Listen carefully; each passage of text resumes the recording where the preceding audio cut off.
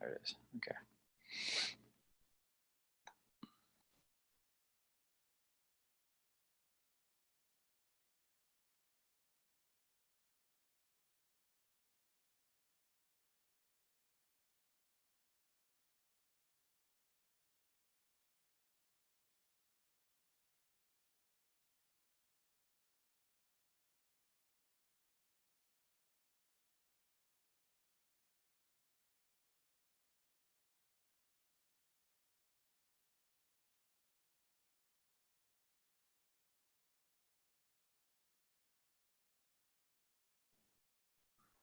What's up, everybody, and welcome back to HMA Fantasy Wrestling, episode number 27.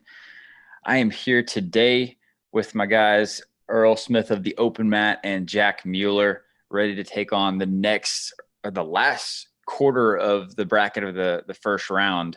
But we're ready to jump into this thing. So how are you doing today, Jack? I'm doing well. Ready to talk some wrestling, like always. Heck yeah. And how about you, Earl? Couldn't be much better. Got a big day today, so I'm excited. Changing the teams up with the hat, I see. Yeah. I'm a little annoyed about baseball right now, so they're on my bad list. So I'll wear a non-baseball hat today.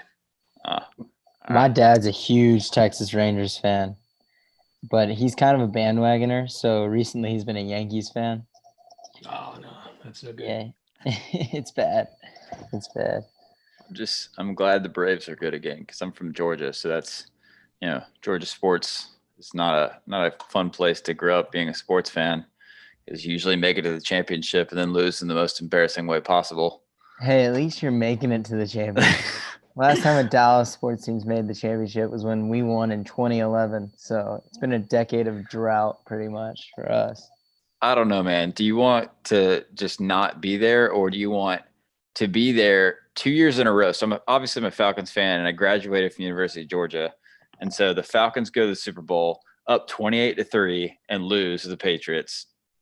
Just couldn't figure out how to run the ball being up 25 points. I don't know if you're a baseball fan, but in 2012 or 2011, we were playing the St. Louis Cardinals. The Texas Rangers were in the World Series, and we were up 3-2. And Nelson Cruz, he's talked about this before. He said he played up a little bit because he wanted to be the first one to celebrate. It was like 9th inning, 2 outs, and the guy hit it right over his head. He brings in a few RBIs, and we lose that game and then lose game 7 after that. Yeah. So we've had some heartbreaks over here too. And that was our second year in a row to be there. We lost to St. Louis, or not St. Louis, San Francisco the year before that. Yeah. Well, I mean, and then my senior year, we in college was the year Georgia went to the national championship against Alabama. And I went to the Rose Bowl, which was incredible. Like I got, as students, they have like a lottery, and Taco Bell sends a certain amount of tickets, and kids get drawn out of a hat. And I got a ticket to go to California to see the Rose Bowl, and none of my friends did, not a single person. And so my wife, she's my girlfriend or fiance at the time, but she was like, "Are you really going to go all the way over there by yourself?" Like, hell yeah, I am. Like, sure, why not? And so got on a plane, went over there by myself and watched it and came back.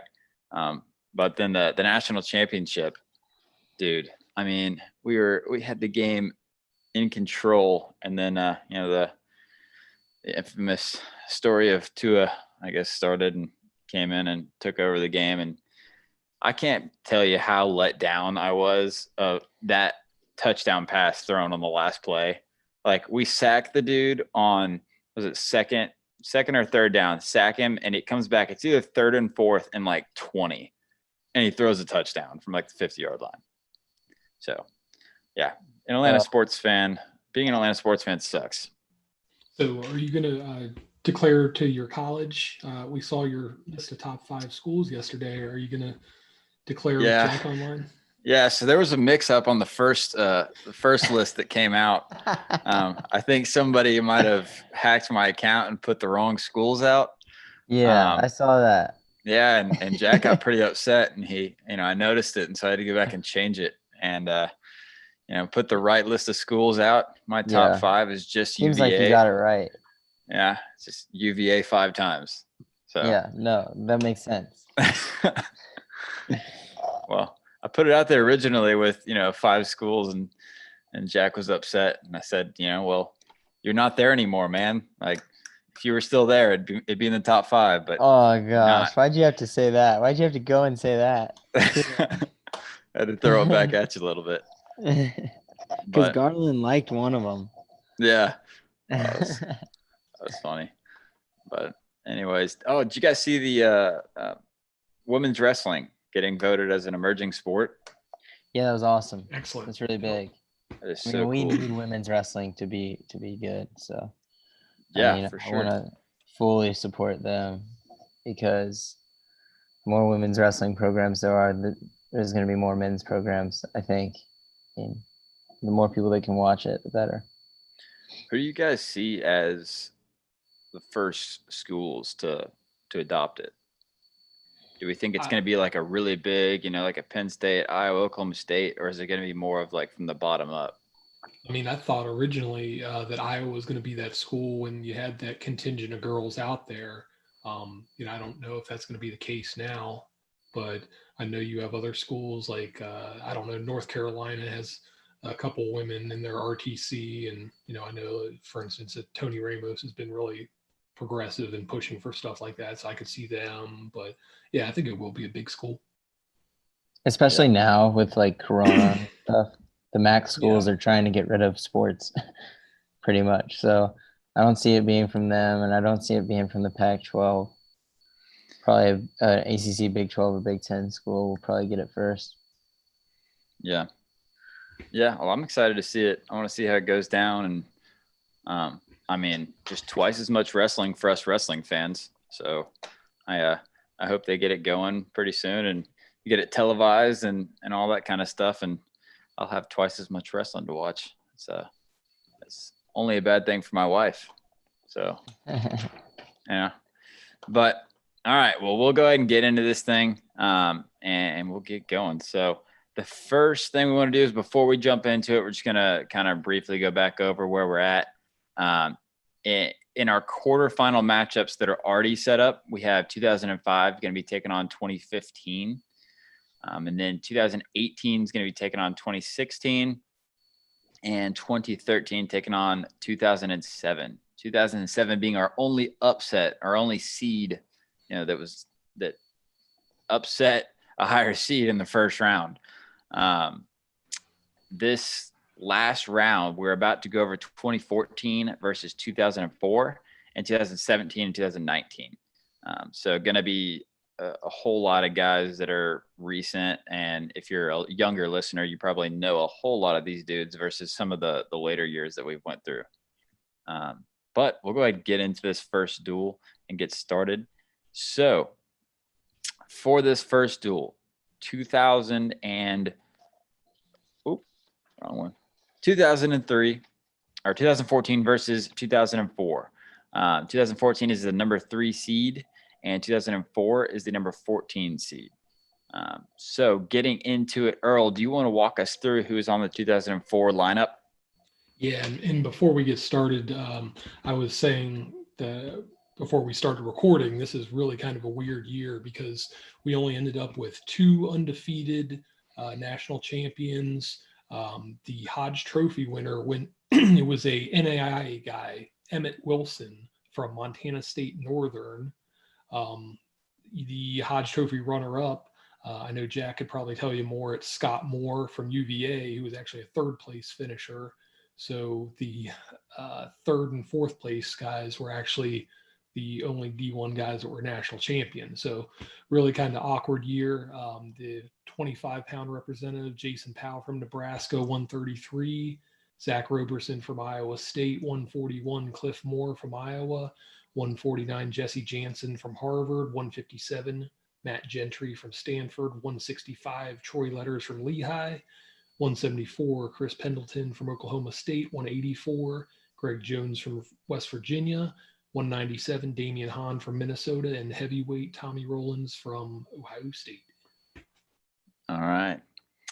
And then on the other end of things, 2014, this is Jesse Delgado of Illinois, Tony Ramos of Iowa, Logan Stieber, Ohio State, Jason Surtis of Northwestern at the time, Alex Daringer of Oklahoma State, David Taylor, Penn State, Chris Perry, Oklahoma State, Ed Ruth, Penn State, Jaden Cox, Missouri, and Nick Gwiazdowski from NC State.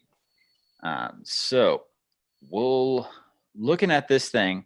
I think that the most that I heard about, I don't know. I mean, I think most people were kind of really looking forward to Ed Ruth, Greg Jones.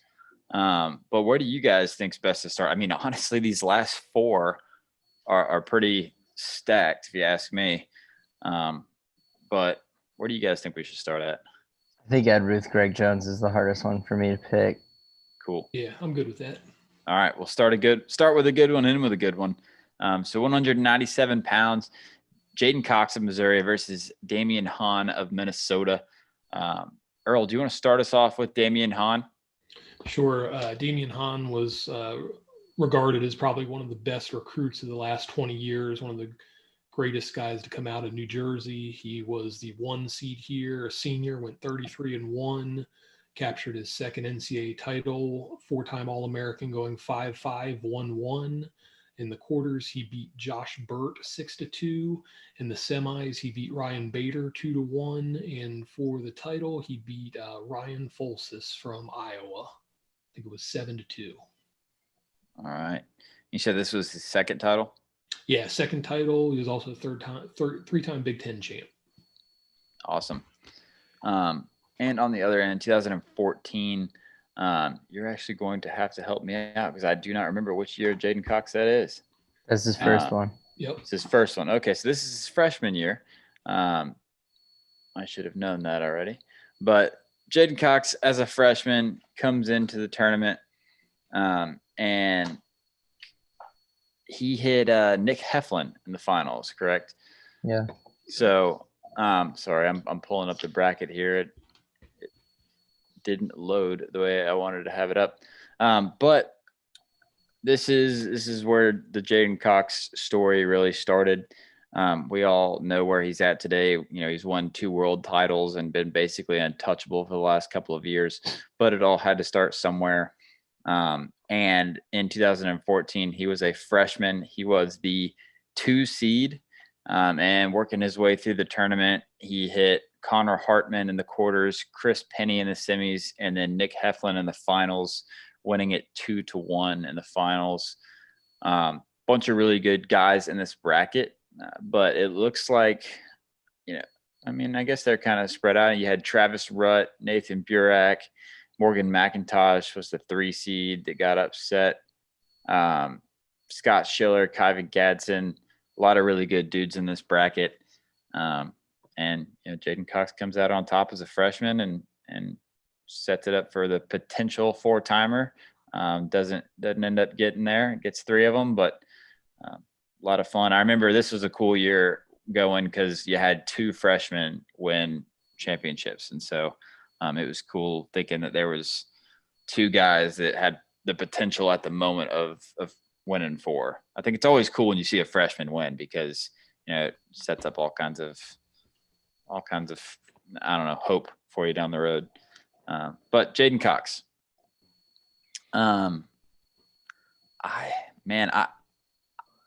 Jack, what are you thinking on this one? I don't know too much about what a matchup with Damian Hahn would look like for Jaden Cox. I'm not sure. I feel like when I watched Damian Hahn, John Trench, I'm sure that was a different Damian Hahn, but it looked like John Trench was kind of dominating him in terms of Damian Hahn couldn't get to his stuff. John Trench really dictated the pace. And if I see that happening in this match again, I've got Jaden. It looked like he kind of was in a back seat that whole match. And I personally think Jaden Cox is better than John Trench. Yeah, I mean, if you can't even get your stuff going, you're going to have a lot harder of a time finishing on Jaden if you only get in on once or twice. You know, I'll take Jaden in that battle any day because he's the best defender I've ever seen. other than Yeah. like maybe Chamizo, Jaden, Dean Howe before the danger rule. There's only a few guys that can not let anyone take them down. Yeah, and I mean, looking back at it, freshman year Jaden was 38-2, 54% or 43% bonus rate. Sorry, but his losses were a 1-point loss to Kai Van Gadsden, and then the other one was a 6-4 loss to Phil Wellington. So I mean, obviously the Kai Van Gadsden loss, it's actually in sudden victory. It was 3-1 in sudden victory. That's there's not great losses, I guess, but losing to a national champion is not the worst. And then 6-4 Phil Wellington, but I'm not sure. Earl, what do you think?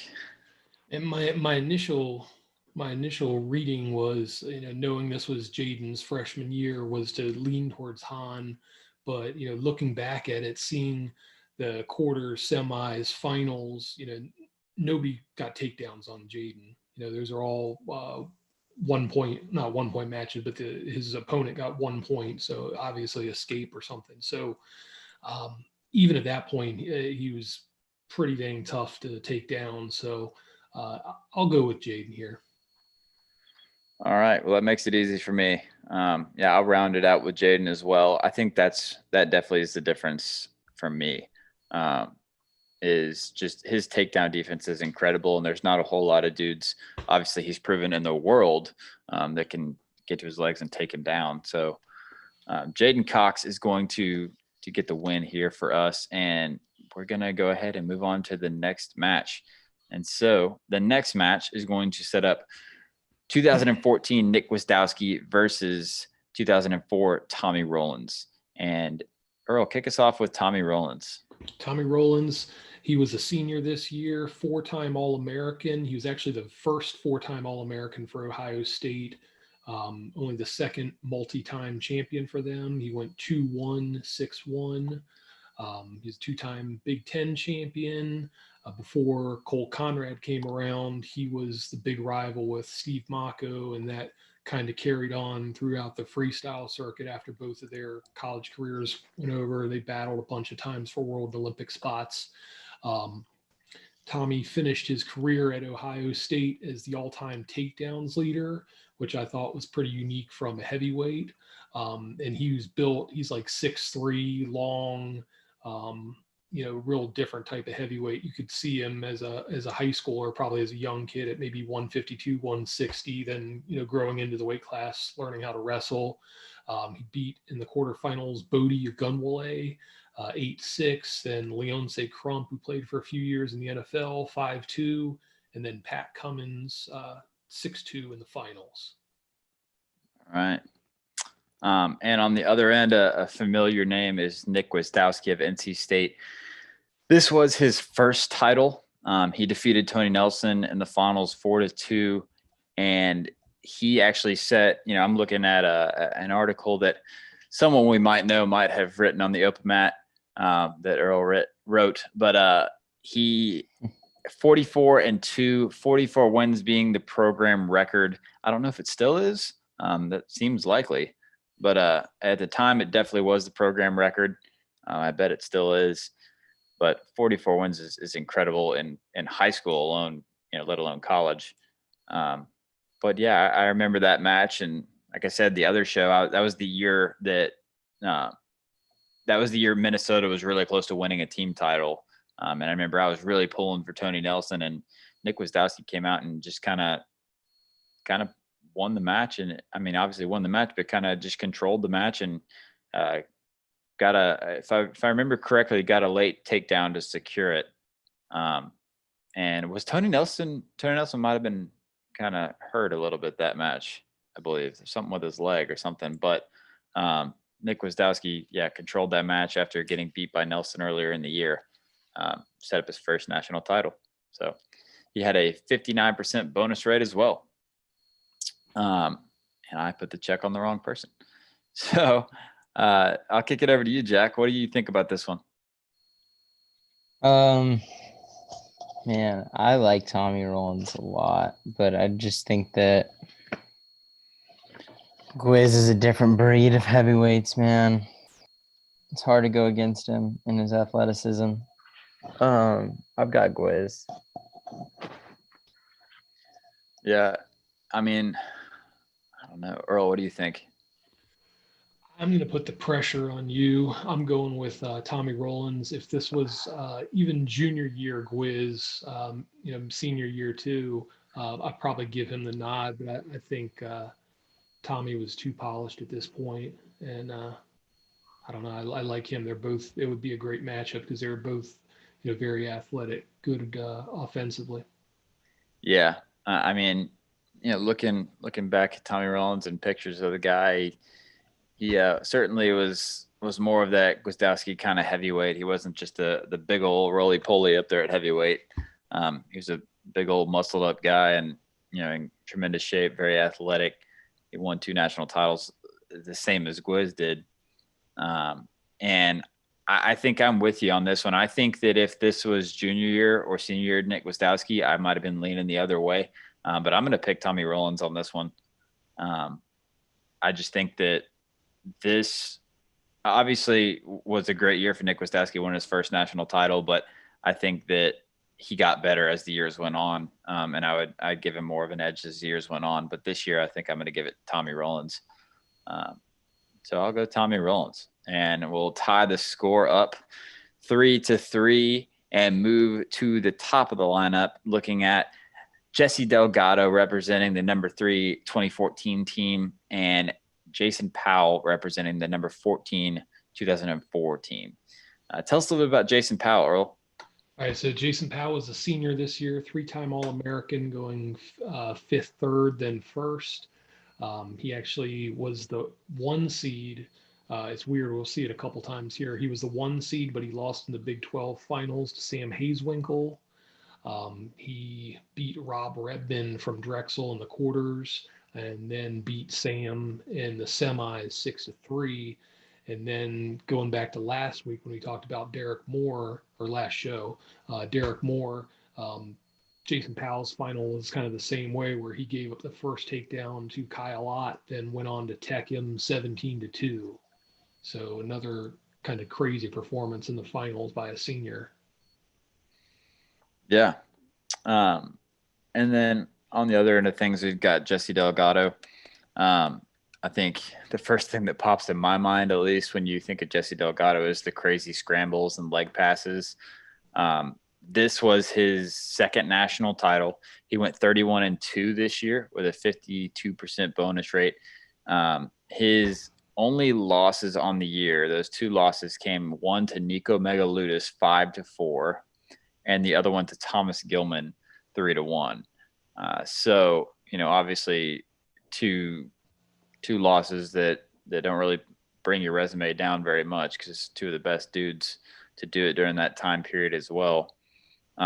But in this year, he in the tournament, he was the 1 seed, and he beat on his way to the finals. He beat Joey Dance in the second round, Corey Clark, and then Dylan Peters, and then Nashawn Garrett in the finals. So that's a pretty hard route to the finals as the 1 seed. Other guys in the bracket are Timmy Lambert, Earl Hall, Josh Martinez, Nico, Jared Patterson, David Terrell. I mean, there's so many good dudes in this bracket. Connor Utsi, who wasn't seeded, and I'm pretty sure this is one of the years that he All-Americaned.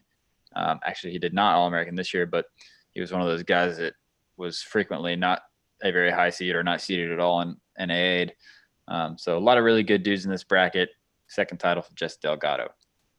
Jack, what do you think about this? This is one of the ones that I think is really tough. Jason Powell kind of dominated his way through the tournament and only had 1 loss in the year. It was like bonus decision over Hazewinkle, tech ball in the finals. So, I mean, I don't know. Delgado's route was definitely harder. But I don't know if his weight class was harder. It was Jason Powell, Sam Hazewinkel, Matt Valenti, Joe Dubuque, Kyle Ott. I mean, it's pretty loaded as well, but that's what you're going to get from those 25s. I think this was kind of the beginning of 125 being really, really tough after Stephen Abbas kind of had his dominant run. I mean, Travis Lee was there before him. Yeah. I don't know. I don't really have a decision yet. Yeah, I saw it. Man, I don't know. Obviously, I only know about Jason Powell as much as I was able to kind of like watch matches and watch tape on him and study up on that into things. But from what it seems to me, I think that he was pretty dominant in this year. And, the names that you're saying that he beat through the national tournament are a big deal to me. Some of the guys that Delgado beat obviously are a big deal on the other end of things too. But for me, I don't know, maybe I'm wrong, call me crazy, but like, I'm going to go Jason Powell on this one. And I think it's because Delgado obviously was a 2-time national champion, was great. But I'm almost kind of feeling like it might've been like a Ben Askren kind of effect at the weight during the time. Nobody could really scramble with him and really figure out what he was doing with all these leg passes. And he thrived in those same kind of positions. And I don't know, like, I think people kind of couldn't figure him out, and that's why he won so many matches. But tell me if I'm wrong, call me out. But yeah, I'm going to go Jason Powell on this. Earl, what do you think? Man, I don't know. I feel like I've disrespected Delgado in the past, and you talked about his leg passes, his scrambling. I don't know if Powell would be able to have his way on the mat with him. I think Delgado was probably too good from that position, and I'm going to go with Delgado. All right, Jack. No pressure. Give me the top guy. I'll go Powell. Powell. All right. Strictly biased on being good at top. There we go. I wonder if Jason Powell ever had 5 minutes of riding time, 5.5 minutes of riding time in his career. The most I've had is 6:29. Jeez. 6:29. And I started on neutral every period. Wow. Okay. Might have been more than that. I got 6:35 against DeSanto one year, and the Vegas for third, and I took him down 3 times. Man. And started on bottom once. I got to admit, dude, I watched you during the year and was pulling for you and all kinds of different dudes. But in my bracket, when I picked through it, I had you and Sebastian in the semis. And then I was like, oh, Sebastian's going to win. Like, it's between Sebastian and Spencer Lee this year. And man, did you completely change my view on that match. Beat the tar out of him. I should have done the same to Spencer. But, I knew that people weren't respecting me. Because even people were loving on Bresser too. Mm-hmm. Like I was that fifth guy. I was kind of the guy that everyone counted out because being ACC, no one knew anything about our conference, and so I kind of used that as some fire, and I definitely used it as an advantage. No one really watched my matches, so I could go in there free, do whatever I wanted. Yeah, no, that was definitely the thing for me when I was picking was just the ACC schedule, and I think it's the exact same thing with Mackay, right? That was what people were thinking. The same exact thing with him coming in was, he was 20, 30 something and one, and people were just like, okay, well, where are the huge wins? But obviously, ACC is really tough and. That year I only wrestled 2 NCAA qualifiers before the tournament happened. But then I kind of made up for it because I got Mikhail McGee, who was pretty tough in the round of 12 or in the second round, Ronnie Bresser, Sebastian, and then Spencer. So I feel like I kind of made up for it in that sense. For sure. That's a slate of guys to go through, but yeah. we'll get back to this bracket. Move on. 133 pounds. Tony Ramos of Iowa versus Zach Roberson. I'll go ahead and take it over for Tony Ramos. And for Tony Ramos, this was his senior season, finally capturing that elusive title. He was the 3 seed. He came in. I don't remember exactly what his record is. I'll look it up in a second. But he came in, and the 1 seed was Joe Colon. The 2 seed was AJ Shop. And he defeated Zane Richards in round 2, Mason Beckman, and then AJ Shop 5-1, and before beating Tyler Graff 3-1 in overtime. The infamous stare down before the match. That was awesome. Just watching that stare down made me want to run out there and jump on the mat and wrestle myself. But Tony Ramos had a great career, was just kind of continuously inching his way up there towards that national title. He made the finals as a junior against Stieber, and that was a very kind of controversial match there, where Tony locked up a cradle and took Stieber over and didn't get the count. And that, if he had got the count, might have been his first national title, might have stopped Stieber from getting 4. But Tony Ramos, not much to say. National champ, 2-time finalist, 4-time All-American. And on the other end of things, Zach Roberson of Iowa State. Earl, tell us. All right, Zach Roberson was a senior this year, 3-time All-American, going 7-4-1. He was 31-3 in the 5th seed. He lost in the Big Ten finals to 2-time returning champion Johnny Thompson. In the quarters, he beat Foley Dowd 3-1. In the semis, he beat Travis Lee, the returning champion, at 25, 6-3. And then in the finals, he beat Josh Moore 5-4. All right. Well, I don't know. Jack, what do you think? Roberson was really tough. Really good out of a hand fight. He would do this thing like a side pitch with the club, and he would take everyone down with it. That's how he beat Travis Lee that year. I mean, I like him in the hand fight with Ramos. I think that he's actually a really good matchup. Mm-hmm. I think I've got to go Roberson just because of how he can handle a hand fight. But Ramos is super tough for sure. Correction, Ramos was a 3-time All-American, not a 4-time All-American. I don't know. I got a hard time picking against Tony, especially in this year, just kind of a man on a mission. And so I'll go Tony, and I'll leave it to Earl. Yeah, initially I thought it was all Ramos, and for the reasons Jack said, I think it would just be a crazy, intriguing matchup because Ramos would be forward pressure, and that whatever you want to call it, shuck, whatever Roberson did was just unbelievable, and that was his go-to move. So in this instance, I could see him getting a takedown or 2 on that based on Ramos's strengths.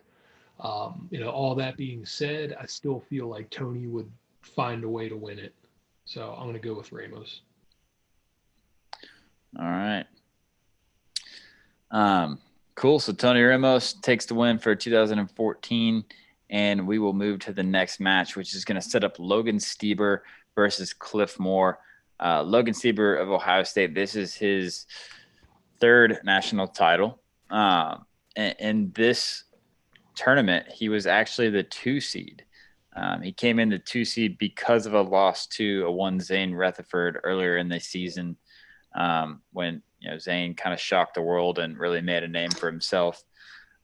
Zane was the 3 seed in this tournament because he lost to Mitchell Port, who was the 1 seed. So Logan Stieber through the tournament beats Anthony Colica 17-1, tech over Anthony Colica, which is pretty crazy. Beats Todd Preston, and then Zane Rutherford in the semifinals. He takes out 7-3 before hitting Devin Carter in the finals and getting the major decision 10-1.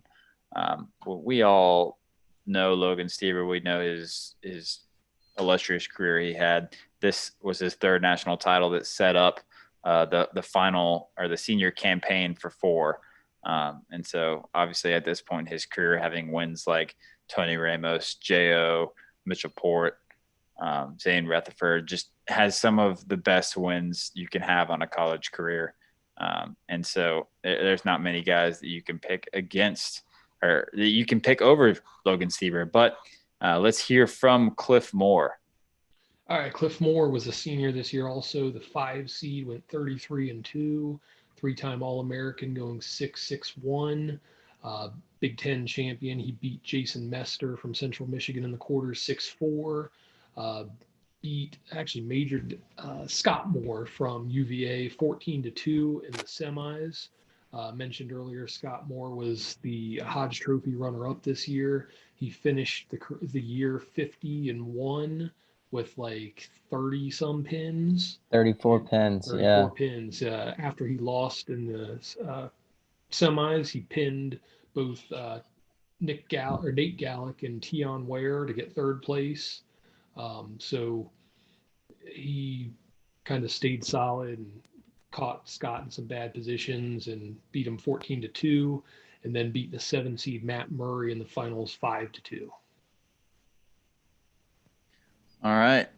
I know that there's a lot of discussion with Cliff Moore, maybe in our kind of chat for before this thing. Jack, what are you thinking about this? What are your thoughts on Cliff Moore and can he take out Logan Stieber at this point? I've got Stieber here.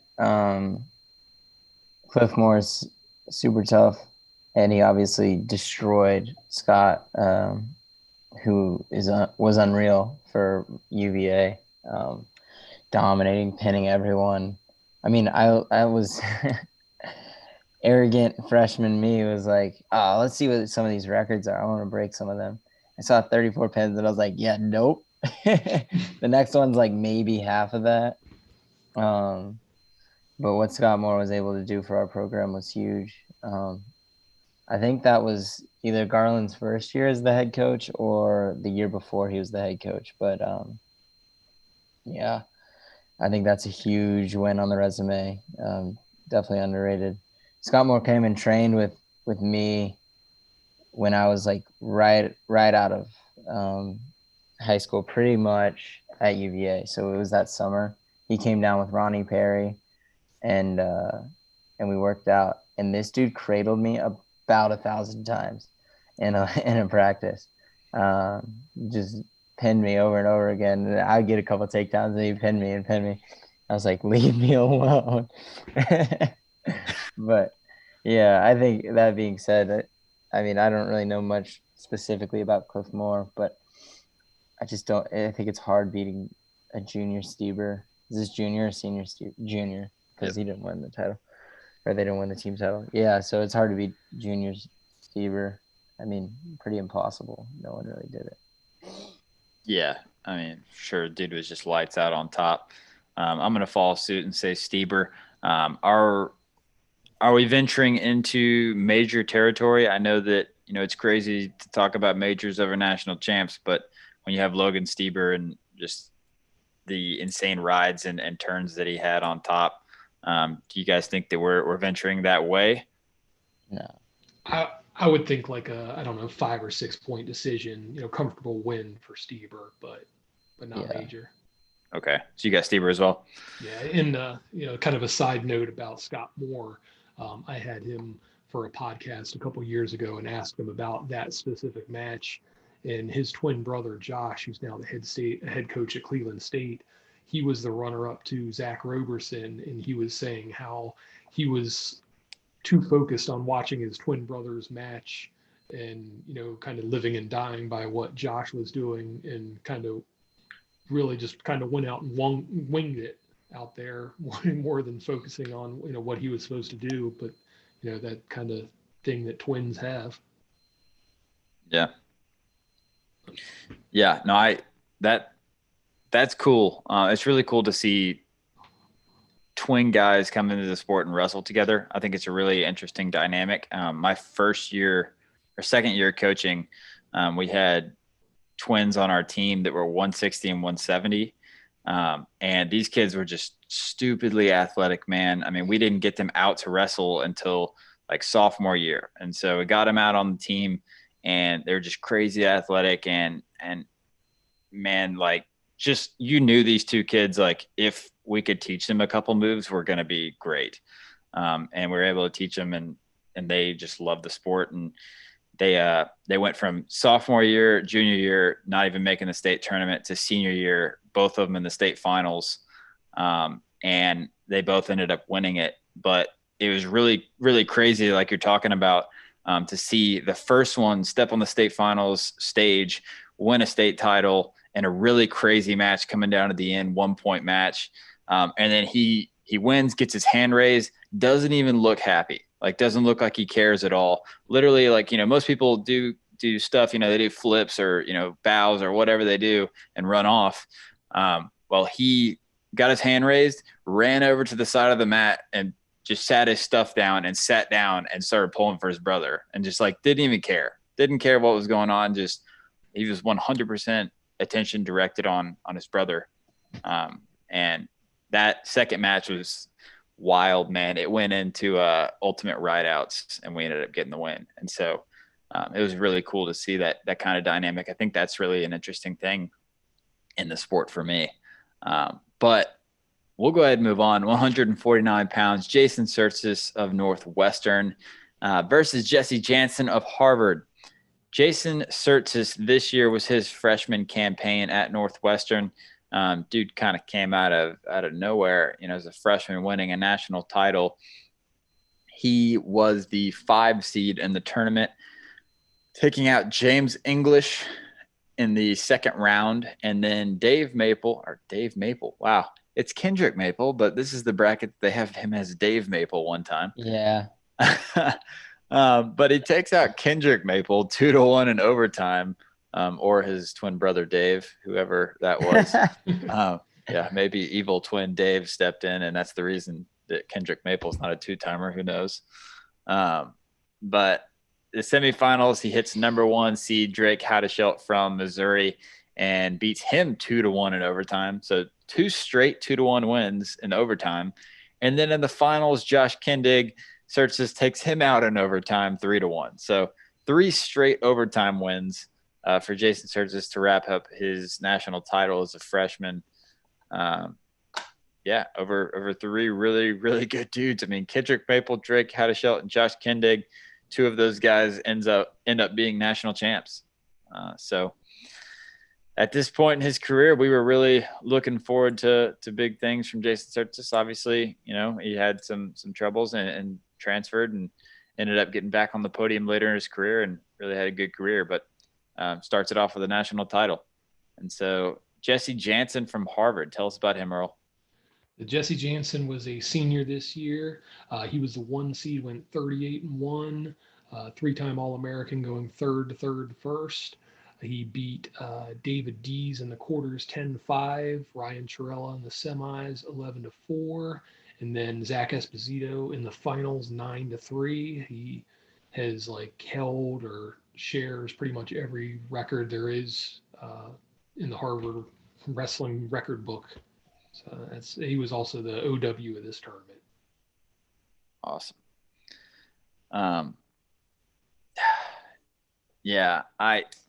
So again, this is where we're getting back a little far for me, for Jesse Jansen, but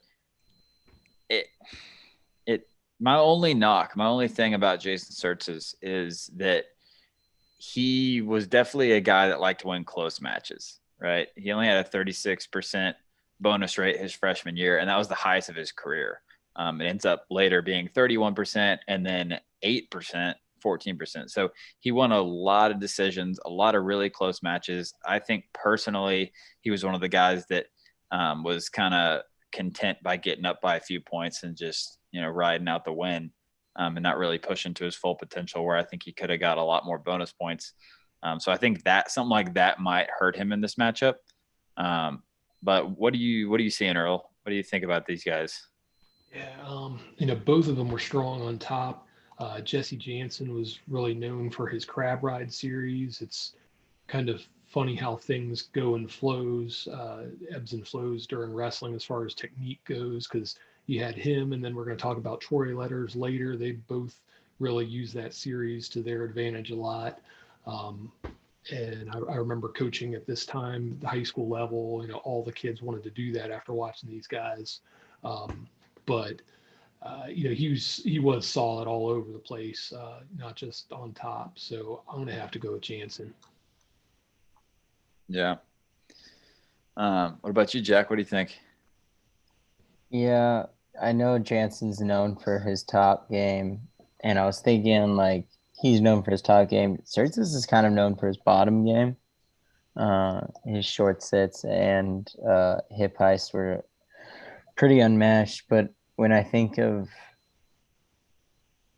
I don't know, I don't see him being super solid everywhere else. I think I'm gonna have to go Jansen as well. Cool. That makes it easy on me as well. I was going to also go Jansen. I'm just looking back at it, and I think it's a close match, and I can't get over the fact that Jansen really was kind of a bonus point machine. He had 50 pins at Harvard, really did everything he could when he stepped on the mat to get the bonus points for the team. Whereas Sertzes kind of was just content with the win. And so I think that little extra edge pushes Jansen forward for me. Question though for you guys is at 149 this year, or now at 149, but this is the year that we had freshman Jaden Cox and freshman Sertzes. I kind of said earlier, both win titles. I remember specifically, I'm a huge wrestling, dork, and this is my senior year in high school. I'm a little bit younger, but I remember having conversations with people thinking like, who's the next 4-timer out of these two guys? Like if one of them does it, who's more likely? At this time, right after say this tournament just ends, who would you guys have picked, and not knowing what happens in the future, to have been more likely to be a 4-timer? Sertzes. And Yeah. because I knew Kyle Snyder was coming. For sure. How about you, Earl? Yeah, I thought Jaden was better, but yeah, knowing Snyder was around. Yeah, I 100% agree. That was my thought too. I thought, man, this guy's incredible. He's definitely going to be a multiple timer and has a better shot at winning 4, especially in the weight range. I mean, obviously Stieber was down there and possibly could have came up, but I just remember thinking, how magical that run was, and those guys he beat, he's right up there, and we could be seeing the start of something really great. And Jaden was as well, but I don't know. I think we all lean the same way on that. But Jensen takes the win for 2004, and that's going to tie it back up at 9 before we head to 157 pounds with Alex Daringer of Oklahoma State versus Matt Gentry of Stanford. Kick it off with Matt Gentry for us, Mr. Earl. All right, Matt Gentry was a junior this year, 2 seed, went 42-0. He actually ended up being a 2-time Olympian for Canada in 08 and 12. I think in 12 he really pushed Jordan Burroughs to the brink in one match of the Olympics. Not necessarily relevant here, but he was a Pac-10 champ. He beat Philip Simpson in the quarters 8-2, returning champion Ryan Bertine in the semis 6-4, and then Jake Percival for the title 4-2. He actually did not All-American the next year. He lost to our friend Trent Paulson in the quarterfinals in a sudden victory. And then someone else was pretty tough for the All-American round. But yeah, he was the first and only national champion for Stanford. Yeah. Well, on the other end of things, Alex Daringer, this is his first national title.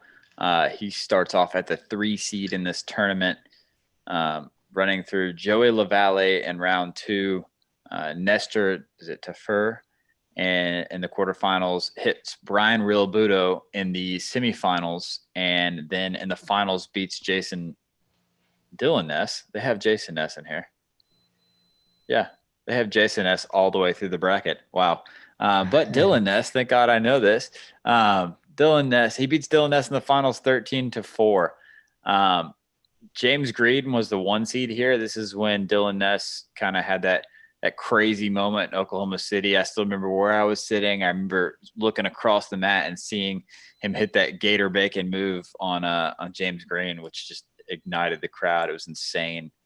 But there's a whole lot of really good dudes in this bracket, as well as those guys. Like I said, James Green, Dylan Ness, Isaac Jordan was a national finalist. You got Dylan Alton, Ian Miller, who, made the semifinals multiple times. Got cheated out of a quarterfinal match at one point. Taylor Walsh, Derek St. John was the 2 seed that got upset by Brian Realbuto. But Derringer went 32-1 on the year. This was his last loss in college in his sophomore campaign. He had 2 undefeated seasons to close out his career, as well as a Hodge Trophy in his senior year. But Alex Derringer, 3-time national champ. This was his first. So, man, it's a hard one, but I really can't pick against Derringer at a lot of. He's just one of those guys that I really can't pick against. His freshman year, he ended up getting 3rd because he lost to Derek St. John. But past that, he was really kind of untouchable. Obviously, we said he had that 1 loss in his sophomore season, but I just remember there's I think FRL was kind of talking about it the other day. There's several guys where you think of their name or you think of them during this year, that year, and they're kind of next topic guys. And I think that Derringer definitely was that for his last 3 years, and there was really nobody that was going to beat him. And so I'm going to pick Derringer in this one. I kind of disagree. I don't think that he was next topic at this point. I think after this year he was. He was the 3 seed going into it behind James Green and Derek St. John. And was Nebraska in the Big Ten at this point? Yes. Okay.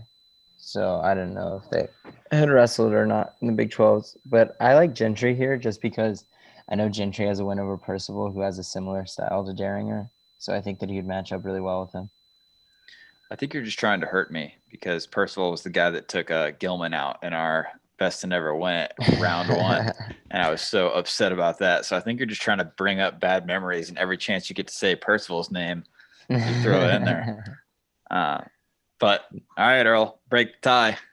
Man, we're getting deep with these conspiracy theories with that best to never win it tournament. Yeah. A lot of lingering feelings going on with that one. Goodness, I didn't know you were still thinking about that. Hey, you know what? The champ lost in round 1. So Thomas Gilman. Oh my gosh. All champ right, lost in round 2.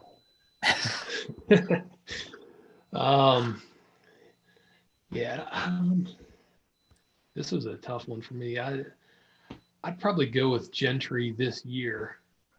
Undefeated, beats a guy like Ryan Bertine, Percival. Those are 2 good ones. Two really good ones. I could tell by Jacob's face. Still pissed. Still pissed. How does Gilman lose in round 1, Jack? That's a conspiracy. What do you want me to say? I want you and Seth to apologize. That's what I want you to do. He was like one of our only 1-time finalists in the tournament. Whatever. He got pinned by an unseeded wrestler. I don't know what can I say about that. Hater. All right. Well, we got to make a decision here. We did. We made it. Yeah, we made it. Oh, wow. You're still frustrated. Yeah. I think I was so frustrated. I think I blocked it 2004 out. is about to pull off this upset. It really might. I think it will. God. It really might. Just trying to make me do more research. Y'all are pissing me off. Just keep all these guys around that I know what I'm talking about. But next one, we have 165, David Taylor of Penn State versus Troy Letters of Lehigh. Fill us in on Troy Letters, Earl. All right, this was sophomore Troy Letters. He ended up being a 3-time All-American. He was a runner-up as a freshman. One loss, NCAA champion this year, the 2 seed. The only wrestler to beat him was Tyrone Lewis, who he beat in the finals 5-2. In the quarters, he pinned John Clark in the first period, and then beat Matt King 4-2 in the semis. And he won the second of his 3 EIWA titles, and probably would have been in the mix as a senior with Perry and Hendricks, but he had pretty much like a broken neck or something. Yeah. Well, on the other end of things, David Taylor, not only David Taylor, but senior year David Taylor, 35-0 Hodge Trophy winning David Taylor, 94% bonus rate. Guys, he only missed, I think he only had a decision twice, and they were both Tyler Caldwell. One of them was in the finals, and it was 6-0. So we're a takedown away from a major decision right there in the finals. But if you guys vote against senior David Taylor, I might actually just turn this off and quit. I'm not. But I'm not going bonus either. Oh, come on. No. Troy Letters is 100% better than Tyler Caldwell. 100%. You can't say that it's going to be bonus. I can say whatever the heck I want. No, there's no way. I can say. No way. There's literally no way. Here's how you do it. So this is what I was talking about on Twitter yesterday. I knew there was somebody that was going to try to say bonus for David Taylor. There's no. Yes. No chance. No chance. This would be a very close match. Yes. All right, y'all can say whatever you want, but everyone's vote counts. And David Taylor by major decision is my vote here. Oh my gosh. And how can you say that? Even if I get outvoted, I don't give a crap. David Taylor gets a major decision. I'm trying in this to save your wrestling integrity here. No, there's no wrestling integrity here. How in the heck can anybody's wrestling integrity be tarnished by saying David Taylor gets bonus points? Because Troy Letters is better than Tyler Caldwell, and it's not close. Dude, I don't care. This is the best David Taylor. He couldn't bonus. Best David Taylor that we saw in 4 years, and he would. Oh my God. Yeah, well, my vote's David Taylor by major decision, but you guys are obviously, smoking something before we got on the show. So y'all just got David Taylor by decision, I guess? Yeah, overtime rideouts. Oh, don't try to piss me off even more, Jack. Oh, my God. All right, if this isn't a major decision, it's freaking 7-0, okay? Oh, my gosh. 5-3. Goodness, it's close. This is ridiculous. No. God. All right. Whatever. 2014 should have bonus points here, but they don't. I'm so frustrated right now.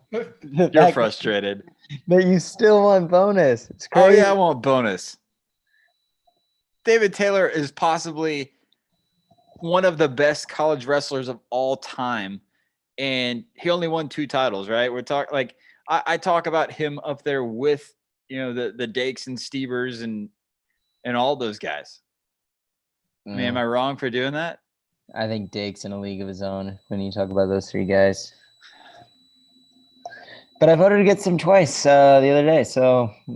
Yeah, so we all make mistakes. One was pretty biased, so it's all good. Yeah, well, you'll make the right choice next time. There's no way. You don't help your argument saying that the only 2 times he didn't get bonus were against Tyler Caldwell. Okay, well, has Troy Letters ever wrestled Tyler Caldwell? No, but he's like the exact same. Y'all are just how can you say that? Has any of these guys ever wrestled each other? Well, y'all are just all like, oh, apart. Troy Letters is obviously better than Tyler Caldwell, but he hasn't wrestled him. So where are you guys getting what you're saying? Yeah, but he's beating guys like Johnny Hendricks and Mark Perry. He's better on his feet, better on the mat. Like I guess where Caldwell maybe was better. What's Caldwell's best win? Has he beaten any of those guys? I feel like he just keeps it close with them. Not sure. I could tell you his best losses, though. That doesn't matter. I can tell you my best losses, too. Oh, my God. Whatever. Stupid. How am I pissed about winning? Like, My guy won, and I'm still mad. But we'll move on. So because your wrestling integrity is at stake with that win. Whatever. 174 pounds, Chris Perry of Oklahoma State versus Chris Pendleton, also of Oklahoma State. For Chris Perry, this is the year that I believe this is the year that he beat Andrew Howe in the finals. And, we kind of talked about it the other duel when we had Chris Perry and his other national championship. And the first national championship for Chris Perry, he, to me, and listening to him on another podcast, just kind of not walked through it to the title, but kind of just wrestled and ended up winning a title. This year, Chris Perry was a whole different animal. Dude had a vision quest, was on a mission. Everybody was kind of discounting him. I mean, he's a national champion at this point. And Andrew Howe comes back in, and everybody's all like, yep, Howe's going to win. Howe's going to win. Chris Perry's got no chance. And I think that really fueled his fire and pissed him off. And he got to work and I believe he beat him in the Big 12 finals and the NCAA finals, right? Yep. Yeah. So he beat him in the Big 12 finals, setting himself up as the number 1 seed in the tournament. Takes out Mike Evans in the semifinals 3-2, and then beats Andrew Howe. Not only beats Andrew Howe in the finals, but beats him 4-0. Very, very, handled match. Looking back at this bracket, man, there's some dudes in this thing. On the top side, obviously you had Chris Perry, but in one quarterfinal you had Matt Brown versus Mike Evans. Matt Brown, eventual national champion. Mike Evans, as an Iowa fan, one of my favorite guys in the past decade. How can you not dig the porn star mustache? I absolutely loved that guy. It's the porn star stash and the attitude. He embodied Iowa wrestling for me. But the quarterfinals at the bottom are insane. Robert Kokesh versus Logan Storley, and Tyler Wilps versus Andrew Howe. I mean, Storley's a 4-time AA. I think Kokesh is either 3 or 4-time AA. Was a 1 seed at one point. Tyler Wilps was a finalist. Andrew Howe's a national champ. But this was a good one, man. Battle of the national champs in the finals. Chris Perry takes the win. And on the other end of things, Chris Pendleton. Tell us about Chris Pendleton in 2004, Earl. This is junior year Chris Pendleton, first NCAA title. He went 33-1. This is the year that he lost to Ben Askren in the Big 12 finals. He was third place finisher the year before. In the quarters, he majored Pete Friedel 14-3. He pinned Ryan Lang in the semis, and he beat Askren for the title 11-4. That was his only regular decision of the tournament, a 7-point win over Ben Askren. God, I'm torn. Jack, what do you think? I'm leaning Perry. I like the top. I like that he kind of slows it down. I think that he matches up really well with Pendleton. I don't know. I think that Pendleton kind of has this aura about him because he beat Ben Askren before Ben Askren was Ben Askren, sort of thing. Yeah. But part of me wants to say that was just a matchup. The worst matchup for Ben was a guy that is so good on his feet, has great technique, lightning quick with that technique as well. Yeah. But I like that Perry can slow it down and get on top. He's very hard to score on. That 174 weight class from that time, I don't know. I feel like they were all outside of Perry and Howe, especially this year, the Matt Brown, Mike Evans, Logan Storley, Kokesh, Wilps. I feel like they were all kind of the same level, which made it exciting. I think it's going to be if Yanni doesn't bump up, it's 149 next year. That weight's going to be exciting because they're all similar level, but none of them are maybe where a Jordan Oliver would be, or Kyle Dake or Zane Rutherford is. I feel that was kind of how this weight was. Or Troy Letters. Yeah. Oh my God! Throw Troy Letters in this bracket. Dude does an AA. Okay, there you go. Which bracket? I'm just kidding. You're making him bump up a weight class and Whatever. But I yeah, got no, Perry. I've got Perry. I like that he can slow it down and get on top. yeah, I agree with what you said about the bracket being so much fun because of that reason. And like even the year before with Chris Perry, before he won a national title, you could definitely lump him in with all those guys. He kind of broke through and won it, but you definitely were looking at, all these guys kind of came up together and one of them had to win it, but you didn't really know who, because they all kind of had wins over each other. And I remember, one match to point out in here was that Storley over Kokesh match, which I don't know if Earl was on. I think it might've been somebody else when we talked about it last time, but I don't know if you remember that match when Storley and Kokesh were wrestling. Kokesh was up by 1 point with like 10 seconds left and decides to turn and run away. And Storley just dove at his legs and got the 2 with like 5 seconds left. It's crazy. But that sounds really weird. Like, it's like hard for me to believe you. What do you mean? Like, I know you're not lying, but it's like, just who in their right mind just decides to turn and run? Like, with 10 Look it up. Look it up.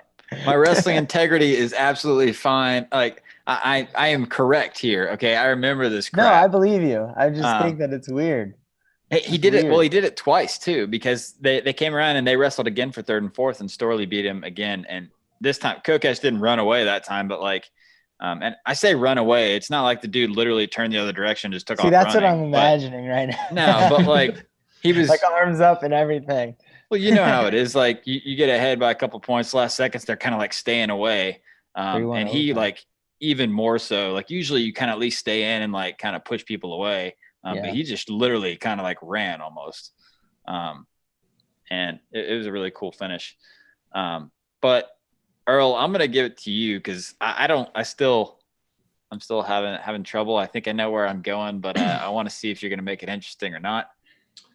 Yeah, my first inclination was to take Pendleton, but beating Howell back to back the way he did, kind of, especially the second time, was so decisively. Even though it was only 4-0, it was all Perry that match. I do think he'd be able to slow Pendleton down, and I'll go with Perry. All right. Yep. I'm going to go the same way.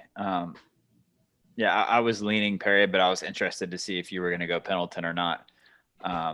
Again, if it's a different year, it might be different for me. But 2014, Chris Perry was on a mission, and I don't think there's many people that were going to deny him.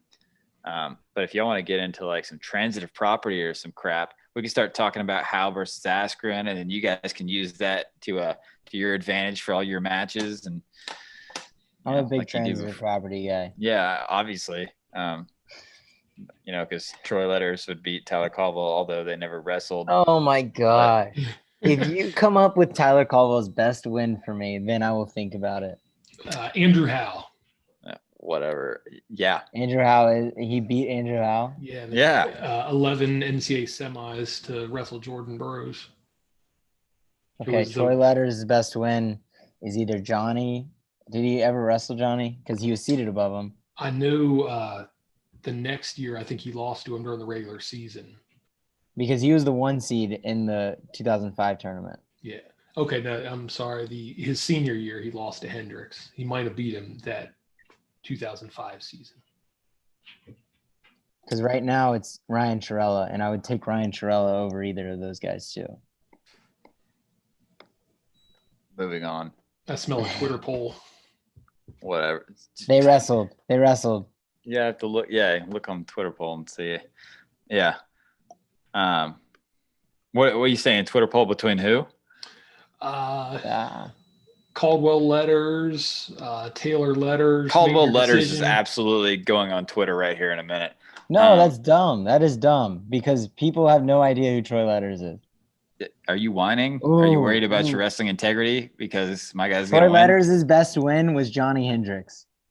Not a bad one. Yeah, I'll take Andrew Howe. In 2005. I'll take Andrew Howe. Oh my gosh. I'll take Andrew Howe all day. Oh my gosh, you're just being ignorant at this point. Like I don't even. Stubborn. That was stubborn. Andrew Howe beat. You take Andrew Howe over Johnny Hendricks? Yeah, I will. Absolutely. Let's get on to this next match. I'm ready to piss y'all off more. Andrew Howe beat Kyle Dake. Because I know who I'm going with already. Whatever. All right. Ed Ruth versus Greg Jones. Apparently, Jack already knows who he's going with, but at this point in his career, where is Greg Jones, Earl? This is his junior season.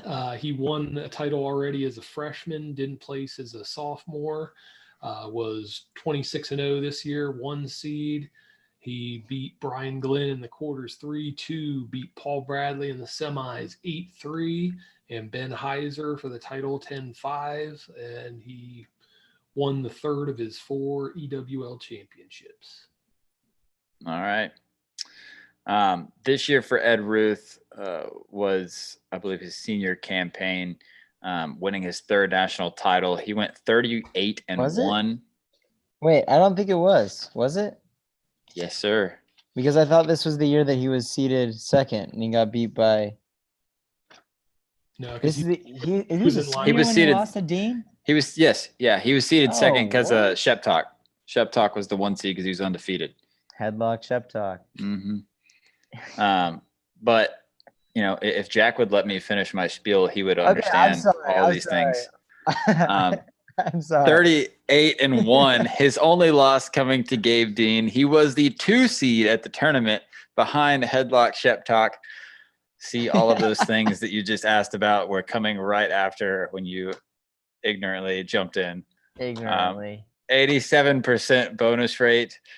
Ed Ruth goes through the tournament, pin, tech, major, and then a 5-3 win over Gabe Dean in the semifinals, which was controversial. And Gabe Dean could have possibly even gotten that win. There was a situation like a rear standing position. Gabe Dean, I think, like Granby'd out of it, some kind of weird situation where it could have went the other way. But Ed Ruth wins that match and then hits Headlock Shep Talk in the finals. And there, unfortunately, were no headlocks. It was a 7-2 win for Ed Ruth.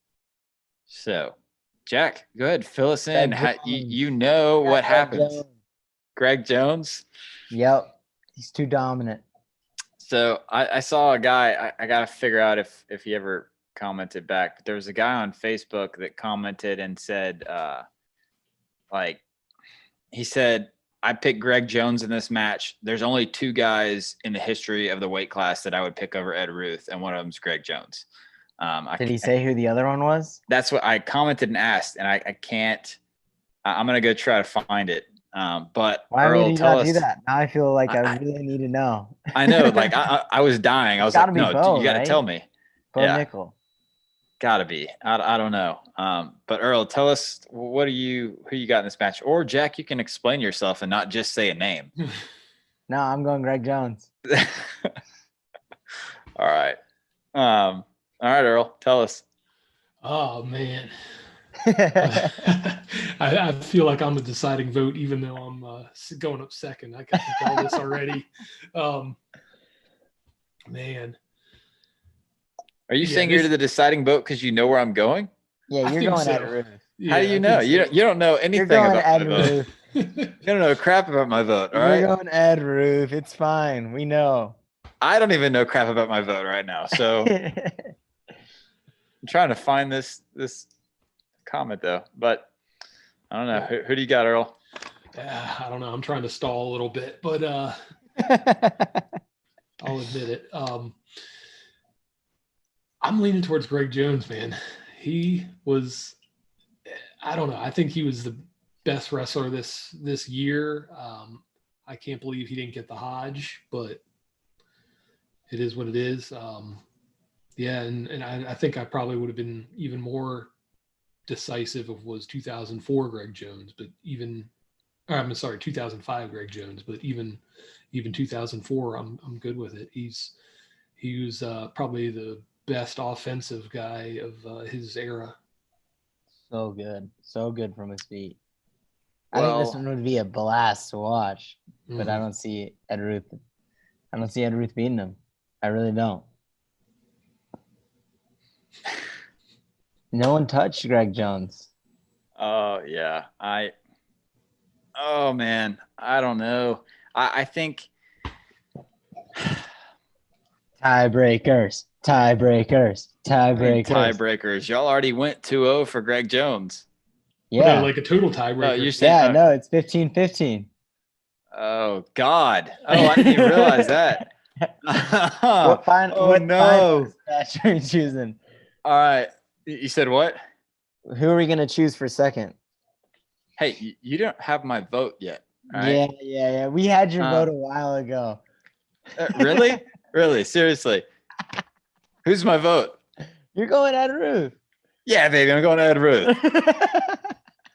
I got Ed Ruth. Come on, dude. Ed Ruth. I honestly that match is so close. I don't know. I could see it going both ways. But in the interest of possibly pissing Jack off again, yeah, I'll take Ed Ruth. So, but my vote does matter, but it didn't in the grand scheme of things. So 15-15, and we're gonna go with what I guess we can decide whatever we want to do because we're doing this thing. But I've got a good one that we could talk about. okay, If we're gonna choose a finalist, like a runner-up match, I like this one: Tyrone Lewis versus Tyler Caldwell. oh my God.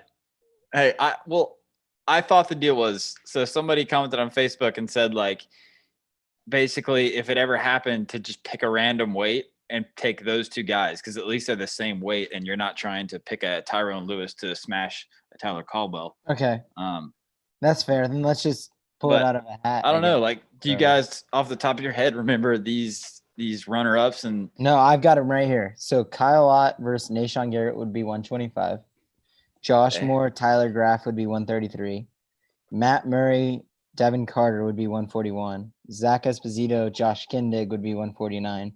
Jake Percival, Dylan Ness would be 157, which would be a fun one. Tyrone Lewis, Tyler Caldwell, 165. Ben Askren, Andrew Howe, 174. that's it. 184, Ben Heiser, Jimmy Sheptock, 197, Ryan Folsis, Nick Heflin, and then heavyweight Pat Cummins and Tony Nelson. I guess we got to do 2 out of 3 votes to determine this one, but my vote is definitely Askren Howe. I'm with either. I'm with either on that one. Yeah. But I mean, if it's gonna be 65, then 2004 is winning. Well, I'm just thinking, like, which of those matches would not only be fun to talk about, but like could go both ways. You know, we're not just like picking a year just to pick, this guy. Exactly. Okay, then let's go 74 because that one's Yeah, they're both eventual national, or I guess Howard won his by this point. Yeah. I think it's a good place to talk about him too. Yeah. Man. So yeah, our match to decide the duel is going to be 2014 Andrew Howe versus 2004 Ben Askren. Man, this is the year Ben Askren that beat Chris Pendleton. And for Andrew Howe, this is his 28th year in college, and and he had already won a national title at this point. All right, Jack, what do you think? I get to start it. Okay. Yeah, get to start it. Man, I just like the funk. I like the funk in this situation. Andrew Howe is kind of a stiff as a board wrestler, I feel like, but I always feel like I kind of choose against Howe. I think that he's better than what I think.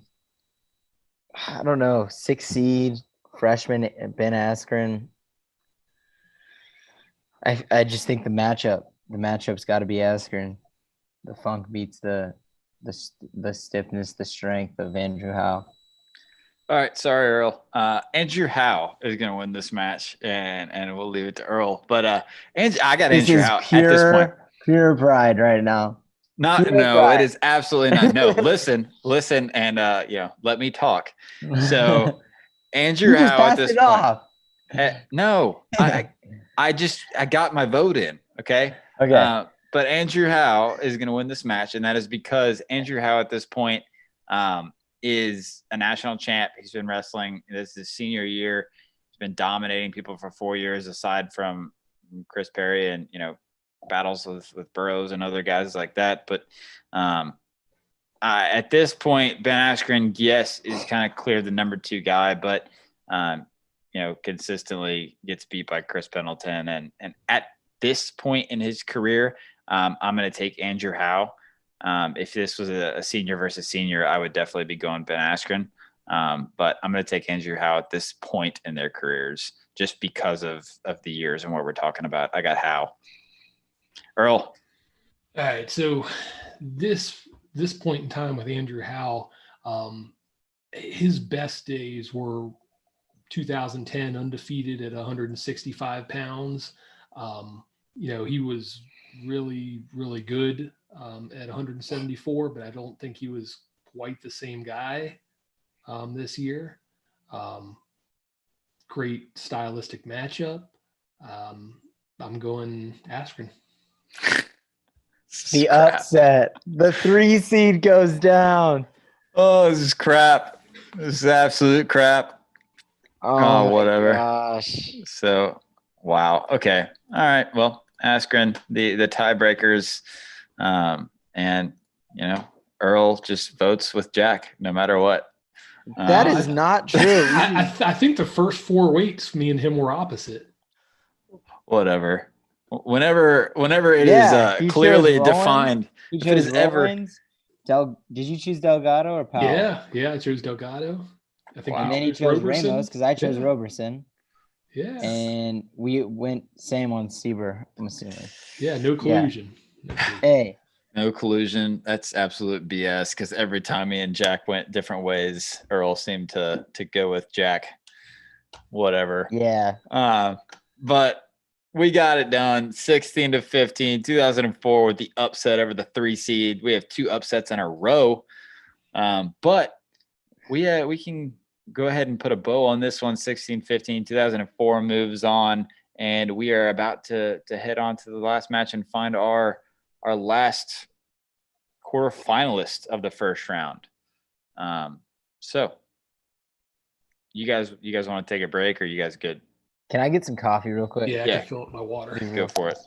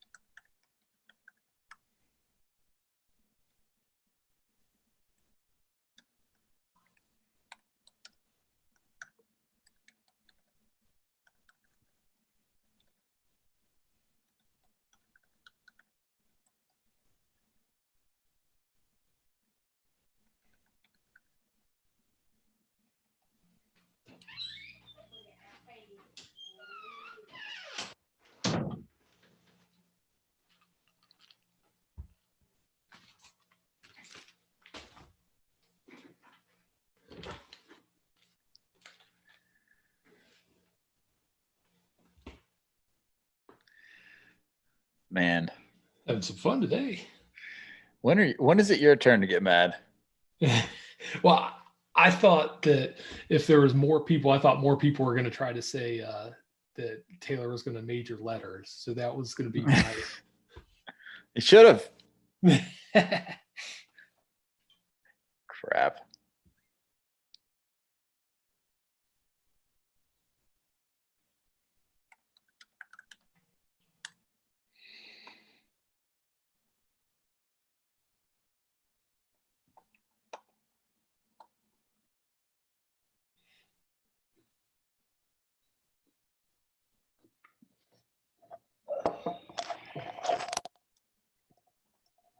We're back. Shady's back. That's not where I want that. I'm happy I don't have to look at the screen anymore. What, this one? Yeah.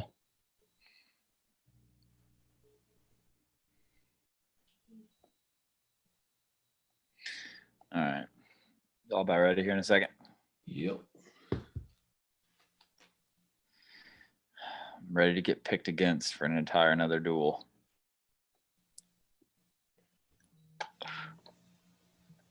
Oh my gosh. Relax. Mm-hmm. We didn't even pick against you, I feel like. Not really. I feel like we Dave, chose pretty much the same person. Well, except for Daringer getting beat by Gentry and David Taylor, you Just David Taylor not getting bonus. you criminally taking an extra team point away from 2014. You guys single-handedly decided that 2004 would move on. Whatever. Correctly. Just not correctly. It's absolute crap. All right. Y'all ready to go? Yep. All right. And we'll get going with the next duel that we have here. Actually, let me restart that and put the next duel on the screen. I'll split it when I. Oh, I'm going to be feeling that for days. Who's doing 2019? Is it Jacob?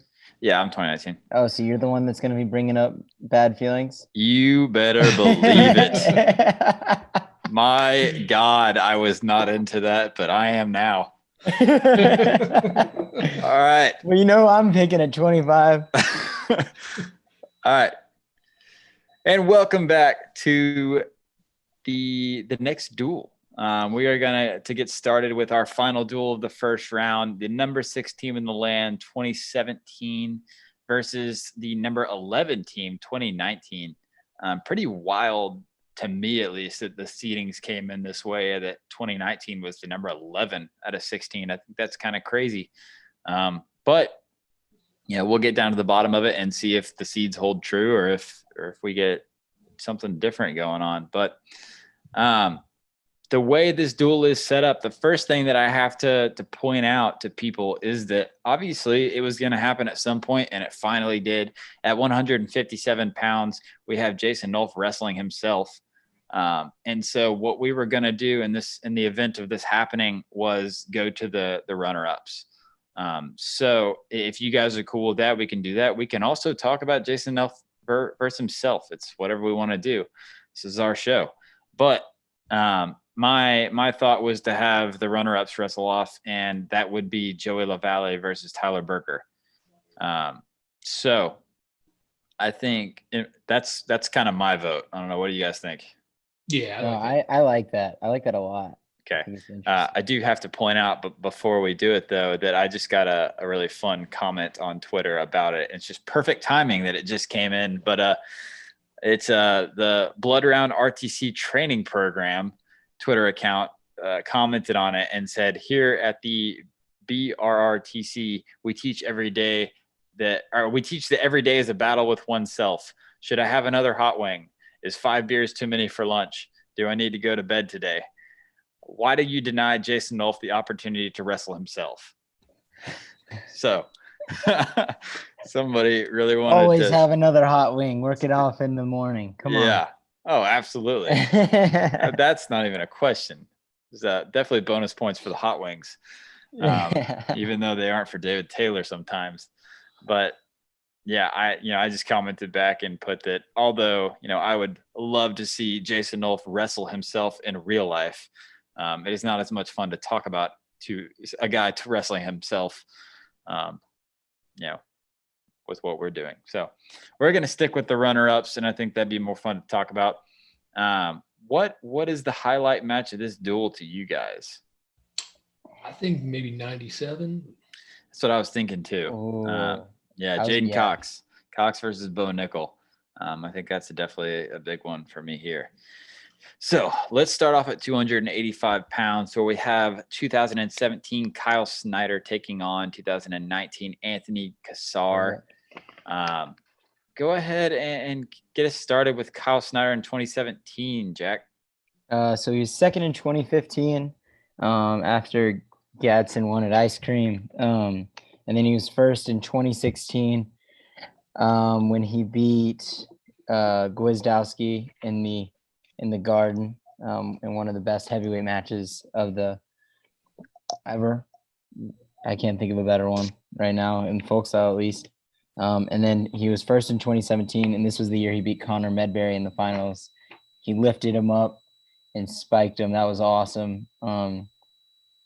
This was the year he was 17-0, so he was wrestling a little more folk style than the next year, because the next year I think is when or was it the year before where he was only 4 or 5-0 going into the Big Tens. He's wrestling freestyle. At this point, he had already won the Olympics and a world title. So Kyle Snyder, unreal, perennial talent for sure. Yeah, and I remember that lift you're talking about. I remember sitting in the crowd, and when he lifted Medbury, that was a cool moment because everybody's kind of like, oh, like it was kind of cool. Like everybody's like, oh my God, he's actually going to do this. It's like slow motion, him picking up this giant man. And he had banged up ribs at the time, I think, too. Yeah. Mm-hmm. Medbury was huge, man. Like absolutely huge. There's no way that guy wasn't cutting to 285. Big guy. But on the other end of things, I got Anthony Cassar. And Anthony Cassar, most people know his story, but this is, I don't even know what year to call this for Anthony Cassar, because at one point it was thought to be his last year, and then all of a sudden he had 2 more years, and then he decided not to get. I don't know. Is this what do we even call this Anthony Cassar? I think technically eligibility wise, it's probably sophomore Anthony Cassar because he had 2 more years. Sophomore year. Yeah. 4th year sophomore. Eligibility wise, technically, this is 2nd year Anthony Cassar, even though he had been at Penn State since it opened. So in his career at Penn State, he kind of couldn't punch through and made the lineup. He did have the year right before this where him and Shaq were kind of battling over 97, and Shaq ended up getting the call at the end of the things and went to the NCAA championships and AA. But we do forget that this was the year that Cassar beat number 1 Colin Moore in the duel. And so I think I don't know exactly how they made that decision to go with Shaq for NCAAs. But it could have went either way, and Cassar ended up getting the bench. And so he chose to kind of, hit that cowboy bulk job kind of deal, down at Oklahoma State. They like to build those guys up. Well, Cassar, I guess, saw that and wanted to do it himself, and did nothing but eat protein and lift for a whole year, and got up to heavyweight, where he kind of found a home his last year and was virtually unbeatable. He did lose 1 match. He lost to Derek White in the duel, I believe. But everybody was kind of discounting that matchup, and it was more of the Gable versus Cassar storyline the whole year. And Cassar was 2-0 against Gable when the dust settled. He beat him in the Big Ten finals, where he beat him and then told the crowd to hush that the champ was here. And then he beat him again in the NCAA semifinals, before setting up a rematch with the only guy to beat him, Derek White. And he got the win there. And I would like to argue that he pinned him in that match. I don't know if you guys remember, but when he got that huge takedown right at the very beginning, and took him and slammed him down on his back, and I was sitting in the first row right there. It was incredible. It was the best seats ever. I don't know if I'll ever have seats like that again, but he slammed him down and held him there on his back for like multiple seconds. And I don't know, maybe it's the right call, but I think there definitely could have been a case for slapping the mat at one point because he was on his back, man. But he ends up getting it done, winning a national title. One-time champion high school, one-time champion college, and he's moving on. Excited to watch him in MMA. So, what do you guys see this match going like? Earl, what do you think? Man, I mean, it's all Snyder. Having a guy like Kassar, his remarkable story, athletic, on his feet, not a true big full-sized heavy. I think Snyder would kind of pick him apart. Yeah. I'll follow suit. I think Kassar is a lot like a Jacob Casper kind of build, and Snyder kind of picked him apart. So I'm arguing Snyder by major. Yeah, I could be okay with that. I think I could go Snyder by major. I don't think it's close to tech fall territory, but I could get it with like an 8-9 point win. Are we friends again, Jacob? Until 125, we are friends. Until the next match, we are indeed buddies. But you might rethink that here in a minute. Not just kidding. Careful what you say here. Careful what I say. It's the internet. I can say whatever I want, and you can't find me. You live in Chapel Hill. Yeah, you don't know where. Again. I'll walk the streets. All right. Well, at some point, I will eat my words because if we're ever in the same room, I must have a match. But circling around to the top, 125 pounds, Darian Cruz versus Spencer Lee. I'll let Jack kick it off with Darian Cruz and sweat what I'm going to say about him. Yeah, so Darian had a really interesting route to the finals. He beat Foz in the quarters, Gilman in the semis in a crazy semifinal overtime match, and then Lezak in the other final. His weight class was pretty broken. I was in it as well. I was on the other semi. I wrestled Lezak. This was the year that Suriano didn't say that he wasn't wrestling until like right before the tournament, so they didn't put in the alternate, and so he forfeited right away, which kind of gave Lezak a pretty nice ride to the semis. I mean, Darian Cruz was 7th back in 2014, so long ago. And yeah, I mean, really tough, really good on his feet, tricky. He was super tricky. The way that he took down Lezak was amazing, out of this world almost. The roll, and then he put him on his back kind of for a little bit and threatened it. Lezak bailed out, and that's how he won his title. But yeah, that's Darian. All right. On the other end of things, for 2019, we have Spencer Lee. Spencer Lee came into this tournament as the 3 seed. He was the returning national champion, but he did take multiple losses to Sebastian Rivera this year, including one in the Big Ten finals, where that whole position and double for Sebastian. I don't know what you thought of it, Jack, but that was pretty cool, man. Like that was when Lee kind of got in deep on a shot and Seabass like pulled him up and then reshot, right? I think that's what happened. No, it was really cool. That's a lot of strength there. Yeah. He literally like manhandled him. It was like, I couldn't believe that he did that. So that was pretty cool.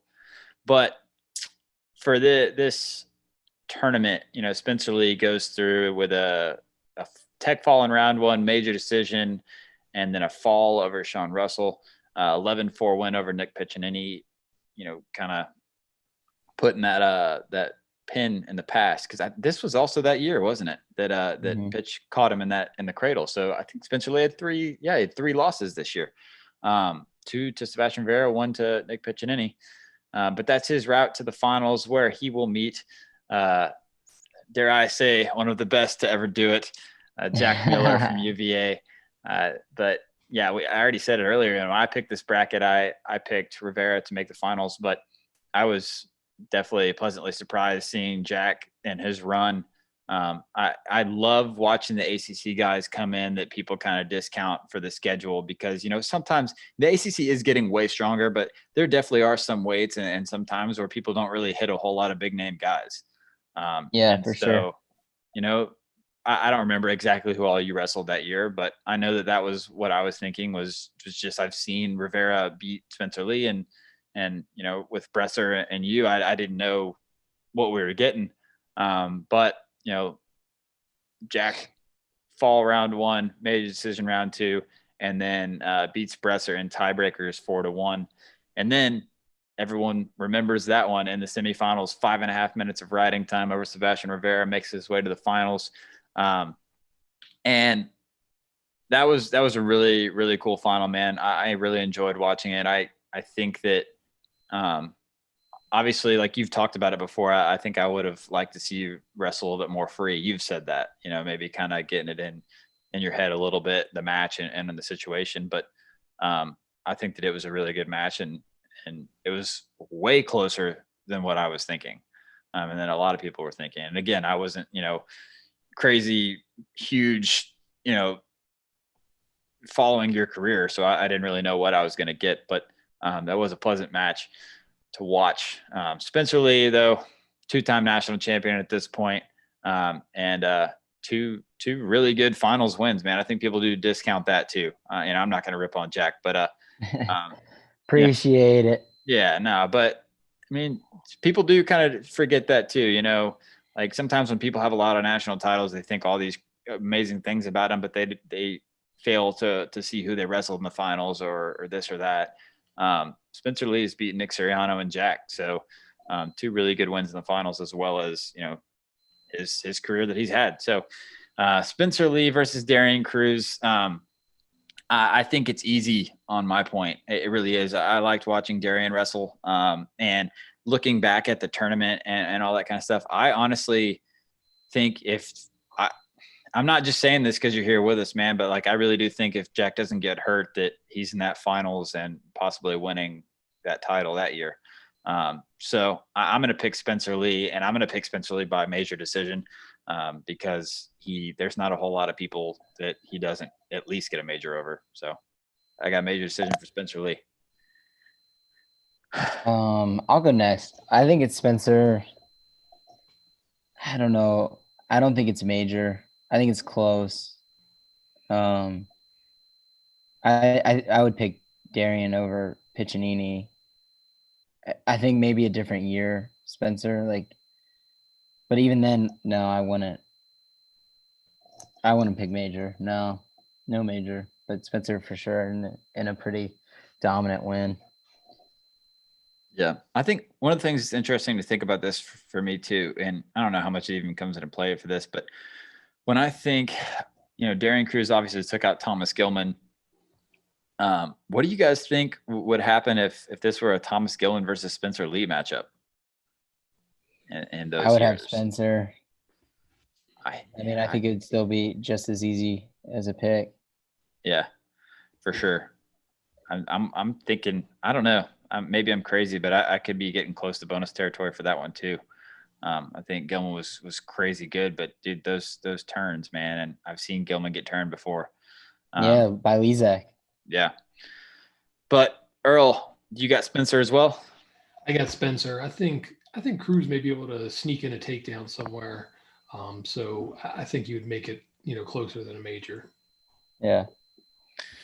All right. Well, if this comes down to the end and we're tied again, then you guys made the wrong decision. Be tied right now because didn't we choose Snyder for a major? Oh, we did. Thank you. All right. So finding bonus somewhere else though. Anyway, we'll get going on to 133 pounds, where we got Corey Clark of Iowa versus Nick Suriano. And we'll get started with Nick Suriano. I'll tell you a little bit about him. And up to this point in his career. This is his junior year. Before this, he, as Jack said before, in 2017, had to kind of pull out of the tournament at the last second. And, as much as like his name is tied to that, I think that was definitely a Kale thing and not a Suriano thing. As far as him, like the last second mind games pulling him out. I think that Suriano wanted to go, but they kind of knew that he wasn't going, well before they announced it. And so he didn't get a shot at that, but I think he easily could have been in the finals that year. And his sophomore season, he ran into Spencer Lee in the finals. He kind of was untouchable himself until hitting Spencer Lee, and then, loses a 5-1 match. That was a really good match. That crazy, awesome scramble, man, where Nick Suriano about had him and was trying to like throw the leg in, and Lee catches the leg and goes back around the other side. That was a really cool kind of iconic memory for me from that match. But then Suriano the following year bumps up to 133 pounds in possibly the craziest NCAA bracket in recent memory, and wins the darn thing. So he goes through, off the top of my head, I'm going to make sure, but I know he beats Stefan Micic in the semifinals and takes out Dayton Fix in the finals. And also in that tournament, he did pin Ethan Lezak. So pinned Ethan Lezak, beat Stefan Micic, and then, controversial win in the finals. There definitely was a headgear pull. Absolutely. But I don't know. I was still pulling for him. I'm glad he got it done. So Spencer Lee wins there. But 133 pounds for 2017 is Corey Clark. Jack, tell us about Corey Clark. So this was Corey Clark's senior year. He was a 4-time All-American at this point. He was a 2-time runner-up, and then he was 5th in 2014 when he was back at 125. His route to win it was Connor Schramm, Pat D'Arcy, Stefan Micic, Nathan Tomasello, and then Seth Gross. So went through some hammers for sure. Corey Clark has always been a solid guy, solid all around. Not much else to say. I think that he's just someone that fits the Iowa profile very well. I think that's Corey Clark, though. You did forget one big thing about Corey Clark that nobody else has, and that is a throw on Tom Brands. Or was it Terry? Oh, yeah, either Tom or Terry. I don't remember which one, but when he won his national title, just absolutely bombing his coach. That was so cool. I loved that celebration. I don't know if there's ever going to be a celebration cooler than that for me. But Earl, what do you think? Man, I think I have to go with Suriano. Just that bracket that he prevailed in, that was just ridiculous. And I don't know, kind of similar physical guys. I think just Suriano's a little better. Yeah, I'm gonna go Suriano as well. I think that there's only a few guys that can beat Nick Suriano. Yeah, I agree. We're all on the Suriano train. I love Clark, but I think that it's just super hard to score on Suriano and just a little bit more athleticism. And I think they were both really great brackets and hard paths to the finals. But Suriano's bracket, man, really was one of the hardest of all time. And so moving on to 141 pounds, where we're going to have Dean Heil versus Yanni Diakmahalis. Start us off with Dean Heil, Jack. So he was 4th in 2015 when he was the 14 seed. And then he was the champ in 2016 and the champ in 2017, where he beat his route to win it was Brock Zackrell in the first round, Jared Prince in the second round, Jaden Ironman in the quarters, Anthony Ashnault in the semis, George C. Camillo in the finals. This weight was very tough. Jimmy Golubon was in it, unseeded. Joey McKenna, Kevin Jack, Joey Ward, even Josh Heil, who's on the come up now. Luke Pletcher was in it. Colton McChrystal. I mean, the weight was stacked. Brock Zackrell, like I mentioned earlier, Bryce Meredith, Ronnie Perry was in it. I mean, the weight class was really, really tough, really loaded. And, Dean didn't get a major or bonus points throughout the tournament.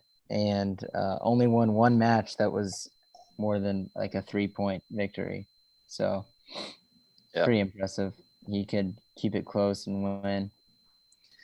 Yeah, and then on the other end of things, we got a guy that's still on his quest for 4, Yanni Diakomihalis, and this bracket as well was a pretty stacked one. There's just loads of names in this bracket I'll get to in a second, but just Yanni's path to the finals was incredible. I know this was his second national title, so he already had that incredible run as a freshman, where he beat Dean Heil, and as well as Jay Nyerman and Bryce Meredith. But in his sophomore campaign, he's the 1 seed. And in the very first round, he has Pete Lapari from Rutgers, which, is a pretty good guy to start off with. And then he beats Chad Redd, Dom Demas, Jade Nyerman, and then Joey McKenna in sudden victory in the finals. So that's a run, man. I mean, Red, Demas, Ironman, McKenna is incredible, thinking that a 1 seed had to go through that.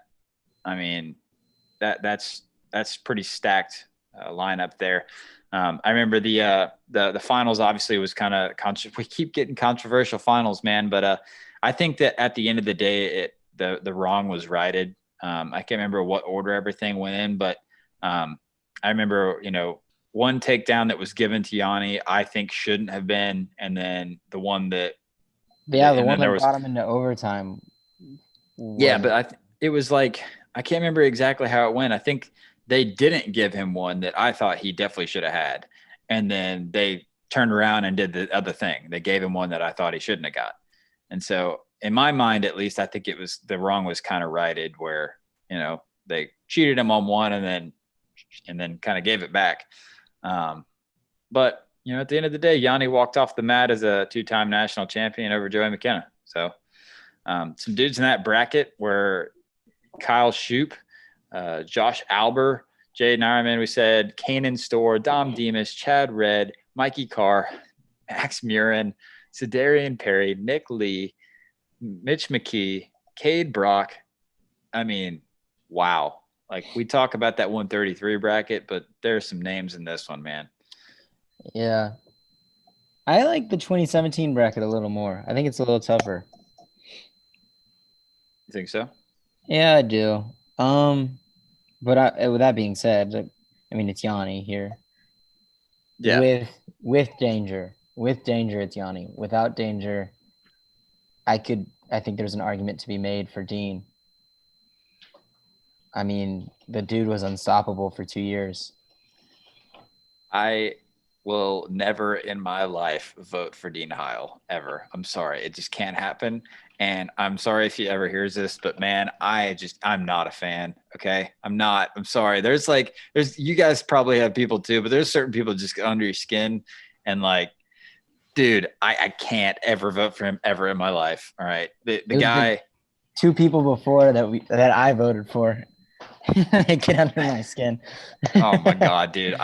Yeah, well, I can't ever, because I mean, so obviously I'm an Iowa guy. I'm an Iowa fan for sure. But in my coaching career, I'm definitely more of that kind of Penn State mentality of, continuously trying to score. And that's what I really try to preach to my guys, is like, don't worry about what the score is, just really continuously trying to score. And if I have a guy stalling, to me, it's almost as bad as a loss. I can't stand it. And I think Dean Heil really was that guy that got up by a point or two and then just like hung on, and, and that danger rule, like you said, was made for him. And I couldn't stand it. And I think that both Meredith and DiCamillo should have won those matches. And I'm so irritated. And I don't know. I'll shut up before I say something that I don't want to say. No, I feel the same way. I mean, yeah, like George was like a mentor to me, so it's frustrating. But I think that like he was good at what he did, and he was the best at what he did, obviously, because he won twice. For sure. And he figured it out. And I mean, it wasn't a cool way to win. No one liked it. But I mean, very disciplined, very impressive. I think without danger, it's Dean Howell in this match for me. Oh. I don't know what we're doing. No, I think we'll go no danger just because there is one team that didn't have it. I think it's more fair to do that. But yeah, I think no danger here. So you're going to go Dean Howell? I'm going Dean Howell. Oh my God. Dude can't wear his headgear right. That's fair. I mean, yeah. He couldn't win the battle against his headgear, and you think he's going to No beat one really wins Yanni. that battle, though. Oh, That people. battle sucks. Yeah, but nobody has their headgear continuously falling into their eyes in the national finals. I'm so happy I never have to go through that again. I'm so happy. Whatever. All right. Well, Earl, what are you thinking here? Oh man. Yeah, it's I don't know. Even still with danger, I just feel like Yanni would be able to adapt. They're both incredibly hard to score on for their own reasons. But yeah, I think Yanni adapts and he wins here. Suck it, Jack. See, we're not colluding. No collusion. I will retract that statement. But cool. Yanni gets the win. All is right in the world, even though Jack tried to mess up my morning. No, it's not 19. What is it? 9. But we'll go ahead and move on. 149 pounds, Zane Rutherford versus Anthony Ashnault. Starts off with Zane, Jack. You go first. I'm eating something real quick. Me go first. All right. So, Kyle can't win the headgear battle, and Jack can't chew, apparently, or can't talk while he chews. But do you want to hear while I'm chewing? No, shut it off. Anthony Ashnault, at this point in his career, he's a senior. He becomes a 4-time All-American. And I think he really did kind of take a step up this year. He was always a guy. I mean, he's a 4-time AA, so he's always the guy right there in the conversation, but just right kind of on the outside. I really do think he took a step. Like, I think that he saw what was in front of him this year and saw, how the landscape was going to look and knew that he could be the guy and really put in the extra work and got there. And so he, on his tournament run, he beats Malik Amin, Christian Jeffries, Jarrett Dagan, Matthew Kolodzik in the semifinals, and then Micah Jordan in the finals. 9-4 over Micah Jordan in the finals, 5-point win there. But he, when I remember back to this year, I think that the moment I knew where this guy was going to win is when him and Kolodzik hit. And I believe it was in the rack. But that was an awesome match. And I don't know if you guys remember that, but Ashnault, Kolodzik comes in as the number 1 guy, and Ashnault was the number 2 guy. And I don't remember which Princeton coach it was. It might've been Dubuque or I don't remember which guy it was, but one of those guys had kind of like said on an interview or on Twitter or something. It was the head coach. The head coach. Okay. Mm-hmm. Said that Ashnault wasn't going to score a point on him, right? He wasn't going to score a point on Kolodzik. Kolodzik was going to win the match. And that definitely fueled the fire for Ashnault because he wins, and I can't remember what the score was. I want to say it was like 8-0 or 8-1 or something like that. And in the final seconds, Ashnault's on top, and he looks over at the Princeton coaching staff, and he like counted at them and like held it up as he's on top of Kolodzik. It was so awesome. That was the same year that he did the poo-poo to the Oklahoma State guys. Oh, dude. I loved watching him this year, man. He was just so much fun. Yeah. He was a must watch TV every time he got on the mat. Absolutely. But there's also some other good dudes in this bracket. Mitch Fine, silver, Austin O'Connor. You said Joshua Heil was good, Pat Lugo, Max Thompson, bunch of really, really good dudes. Brock Mahler. And that's it. I'll shut up. Anthony Ashnault, national champ, 2019. So Zane, 2017. I mean, I think this was the year that he literally bonused every single person. I mean, his NCAA tournament was Tech, Penn, Tech. I don't even know, like, who in their right mind does that to anyone. His second national title, and his first year he was 5th, but he had a win over Stieber. I mean, for me in this match, it's Zane by bonus. I think it's a Tech. Yeah. Man, really? Yeah. Would you pick Brandon Sorensen over Anthony Ashnault? I don't know, man. Brandon Sorensen. He's got to have matches with those guys, does he not? He's got to have a match somewhere. No, because Anthony Ashnault was at 41 for most of his career. I don't know, man. Like senior Ashnault, I might pick senior Ashnault over Sorensen. Do y'all think I'm crazy for that? Oh, I thought you were about to say junior Zane. I was about to like, no, but no, over I don't Sorensen. think you're crazy for that at all. I think that would be a very close match. But Zane dominated him. Yeah, I hate it. I don't want to go bonus. I really don't, because I think that Ashnault could hang around enough and scrape by a decision. So screw it. I'm going to go decision. I'm going to go Zane by decision, because obviously I think that the it's more in favor of Zane getting bonus, but I think that Ashnault could hang on in this specific year. I think that he was really good this year, and I don't see many people being able to bonus him. So I'll go Zane winning by like 6 points or something. I don't think many people either. I just think that junior Zane will bonus everyone. Just like David Taylor senior year would bonus everybody. No. No. Did I remind you that there has never been a wrestler in college history to have a 100% bonus rate through the year? So even junior Zane did not bonus everyone. Is 2017 on WrestleStat? Can I find Zane on WrestleStat? Yeah, I think he had a tough match with Anthony Colica, and was this a duel where he went to tiebreakers with Sorensen? Was this a year? I think so, because I think it was the year that he hit him in the finals. No, this wasn't the year he went in the finals. This was the year that he pinned him in the first period in the semis. Yeah. What do you got, Earl? And so I agree with everything you said about Ashnault, getting better. And I feel like he was kind of on a level almost by himself. He rarely had close matches this year. Really impressed me. Loved to watch him. Loved what he brought to that program. But I'll go with major for Zane. All right.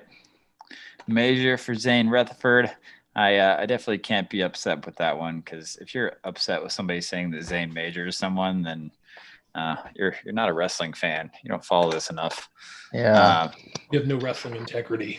You have no wrestling integrity whatsoever. No wrestling integrity. Upset about it. Not if you picked against it. You still have your integrity, but if you're upset about it, that's where I draw the line. But Zane moves on with a major decision. Actually, we'll give them 8 points. But 157 pounds, this is where we're getting into the fun part of the duel, where we actually have Jason Nolf wrestling himself. But as we said before, we're not going to sit here and talk, nitpick years of Jason Nolf, because, at the end of the day, like, that's just the craziest thing to talk about. And I don't know how we actually get to a winner. So what we have chosen to do in this case is to talk about the runner-ups versus each other. And so in 2017, the runner-up to Jason Nolf was Joey LaValle. And in 2019, it was Tyler Berger. And so I'll go ahead and kick it to Jack. Tell us about Joey LaValle in 2017. So he was the 3 seed going into the tournament. He only had 1 loss on the year. And this was the year that Kimmer was the 2, but he got upset by Palacio. So LaValle beat Sal Mastriani in the second round, Paul Fox, a kid from Stanford who ended up All-Americaning in the quarters, and then Dylan Palacio in the semis. All right. For Tyler Berger, Tyler Berger, this kind of famously was the year that Berger said that he was going to beat Nolf. I don't remember the exact words, but he kind of went on Twitter and waged war and said that he was going to take him out and all this kind of stuff. And like, I don't know. I mean, for him, obviously he believed it in his head, but everyone else in the world, I think it was a laughable moment because he was not going to beat Jason Nolf. I'm sorry. But he was the 2 seed. He did have a tech fall in the first round, a pin in the second round, 5-2 over Larry Early, and then 5-3 over Caleb Young in the semifinals, setting up the match that he wanted in the finals, where Nolf, I think, throughout his career was kind of a guy that he beat on people and absolutely destroyed some guys. But sorry, my wife's yelling upstairs. I don't know if she's yelling for me. He looked like it was a different guy in the finals is what I'm trying to get to. Sorry, I'm getting distracted, but he came out there with a little extra chip on his shoulder and just blew up Tyler Berger. I got to run real quick because I think something's going on upstairs, but you guys take this away for me. I'm voting for Tyler Berger. Yeah. You want to go first, Earl? Yeah, man. I think, LaValle didn't have that many losses. I think he said he had one loss heading into the tournament. Missouri didn't always wrestle the strongest schedule, but I don't know. I think that this version of Tyler Berger was much better than LaValle's 3-time All-American. I don't see Berger losing to really anybody else but Nolf. Maybe there's one or two guys that I can't remember, but yeah, I'm going Berger. I 100% agree. Yeah, I think that Berger would be a national champ in a different year. He kind of jumped levels in between the times that they went to their duel, where I think Nolf majored him or was close to majoring him, and then he had a chip on his shoulder. I think it was really, really awesome to see him just kind of go after a guy like Jason Nolf, someone that, like, he started Nolf Next Topic, and Berger didn't make him afraid. He just went after it. I think that's inspirational. And, I gotta go Berger for sure. Awesome. Earl, did you vote? Yeah, he went Berger. Yeah, I went Berger. Cool. So we all got Berger. Awesome. Sorry about that. My wife is up there yelling. I think she's yelling at the dog, but I swore I heard my name. And when, I don't know, I guess Earl understands if your wife yells your name across the house, like I immediately go into like 5-year-old, my mom yelling at me, like, what did I do? Oh my God. So yeah, for sure. I had to run up there and make sure that all was right in the world. But it is all good. So we have a 12-8 lead for 2019 heading into the 165-pound match, where we have actually seen this match in an NCAA final. 165 pounds, Vincenzo Joseph in 2017 versus Mekhi Lewis in 2019. And so I will go ahead and kick it off with Mekhi. Mekhi in 2019, as we obviously said, is the national champion. He beat Vincenzo in the finals 7-1. But Mekhi, I think the kind of storyline for this tournament was Vincenzo and Marinelli and wanting to see them meet up. And then I think the kind of like secondary storyline was Marinelli's insane path, right? And so this guy got Joe Smith in the first round, Thomas Bullard, and then hit Mekhi Lewis in the quarters. Where Mekhi Lewis, like we talked about earlier, and I've said about, the ACCs, like, there's a bunch of really good dudes, but there definitely are some weight classes some years where, they might not have as tough of a schedule. And so Mekhi had a loss this year. He had 2 losses. He was 28-2. But, people knew he was good, but he was the 8 seed and didn't really expect too much from him. Knew he was I believe a junior world champ. But, again, just, 28-2, not any crazy good wins on his resume. And so, it wasn't much of a thought until he hit Marinelli in the quarters and beat him 3-1. Just an amazing match. I mean, not for me. I was on the verge of tears because I love Marinelli, but it was a really good match. And man, just Makai is just amazing, man. Just the balance that he has, and just I don't know. There was something about him that was really cool that match, and I was like, wow, okay, this guy's real. And then in the semifinals, again, I thought Wick was going to win. I thought for sure Wick was, because he was kind of the third guy the whole year.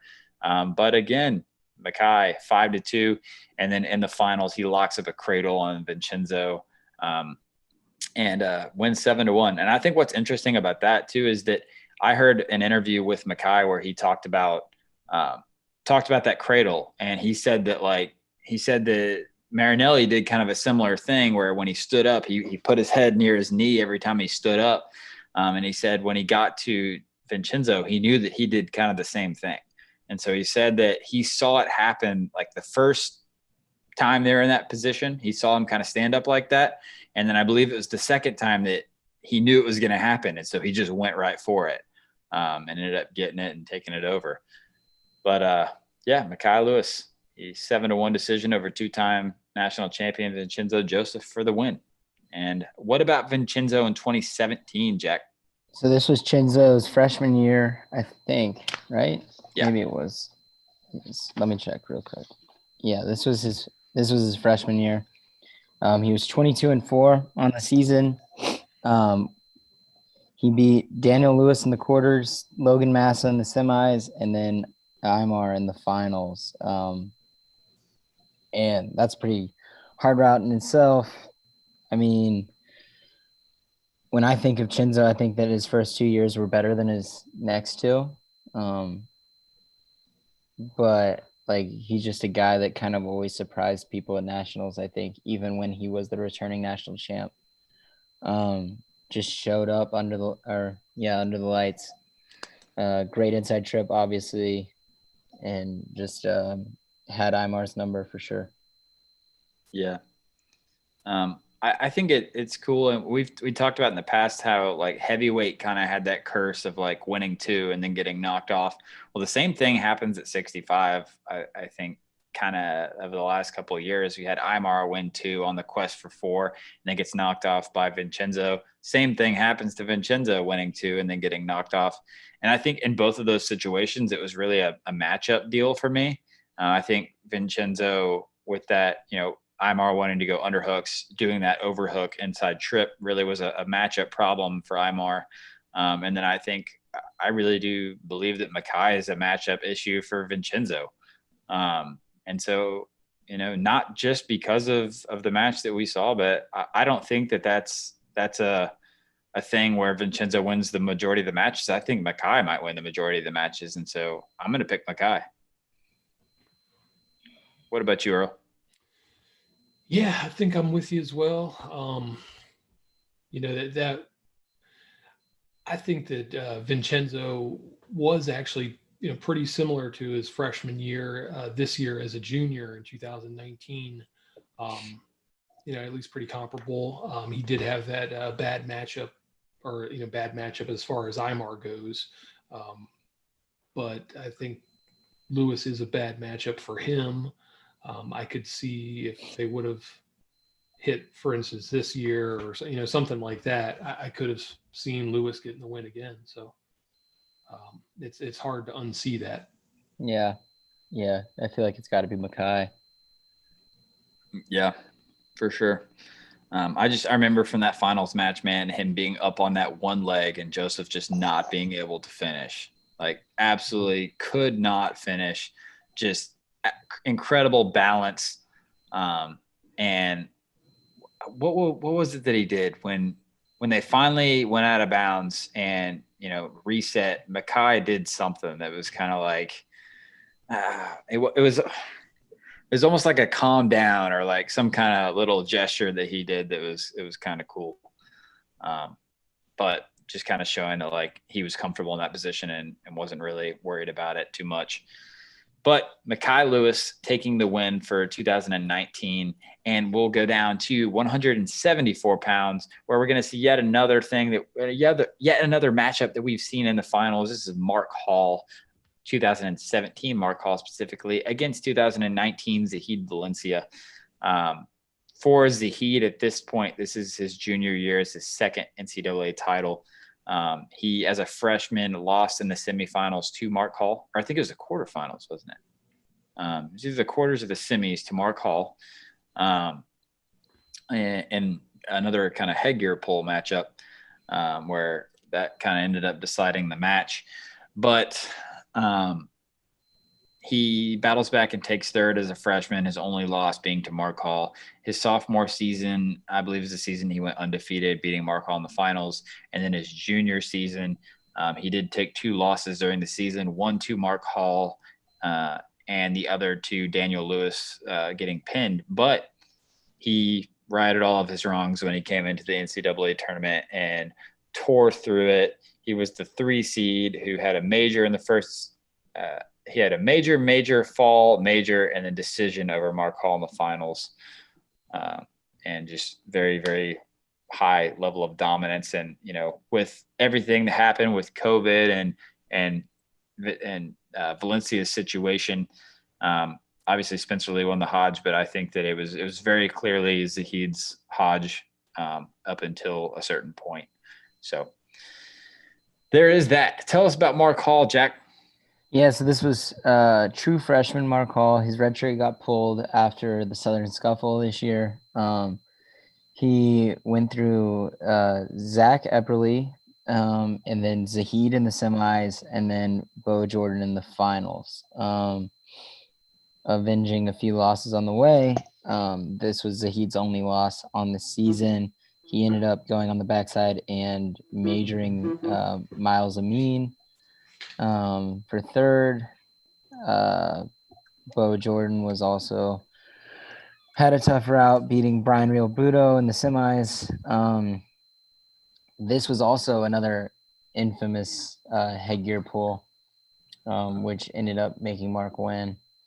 But yeah, this was one of 2 times that Mark beat Zahid.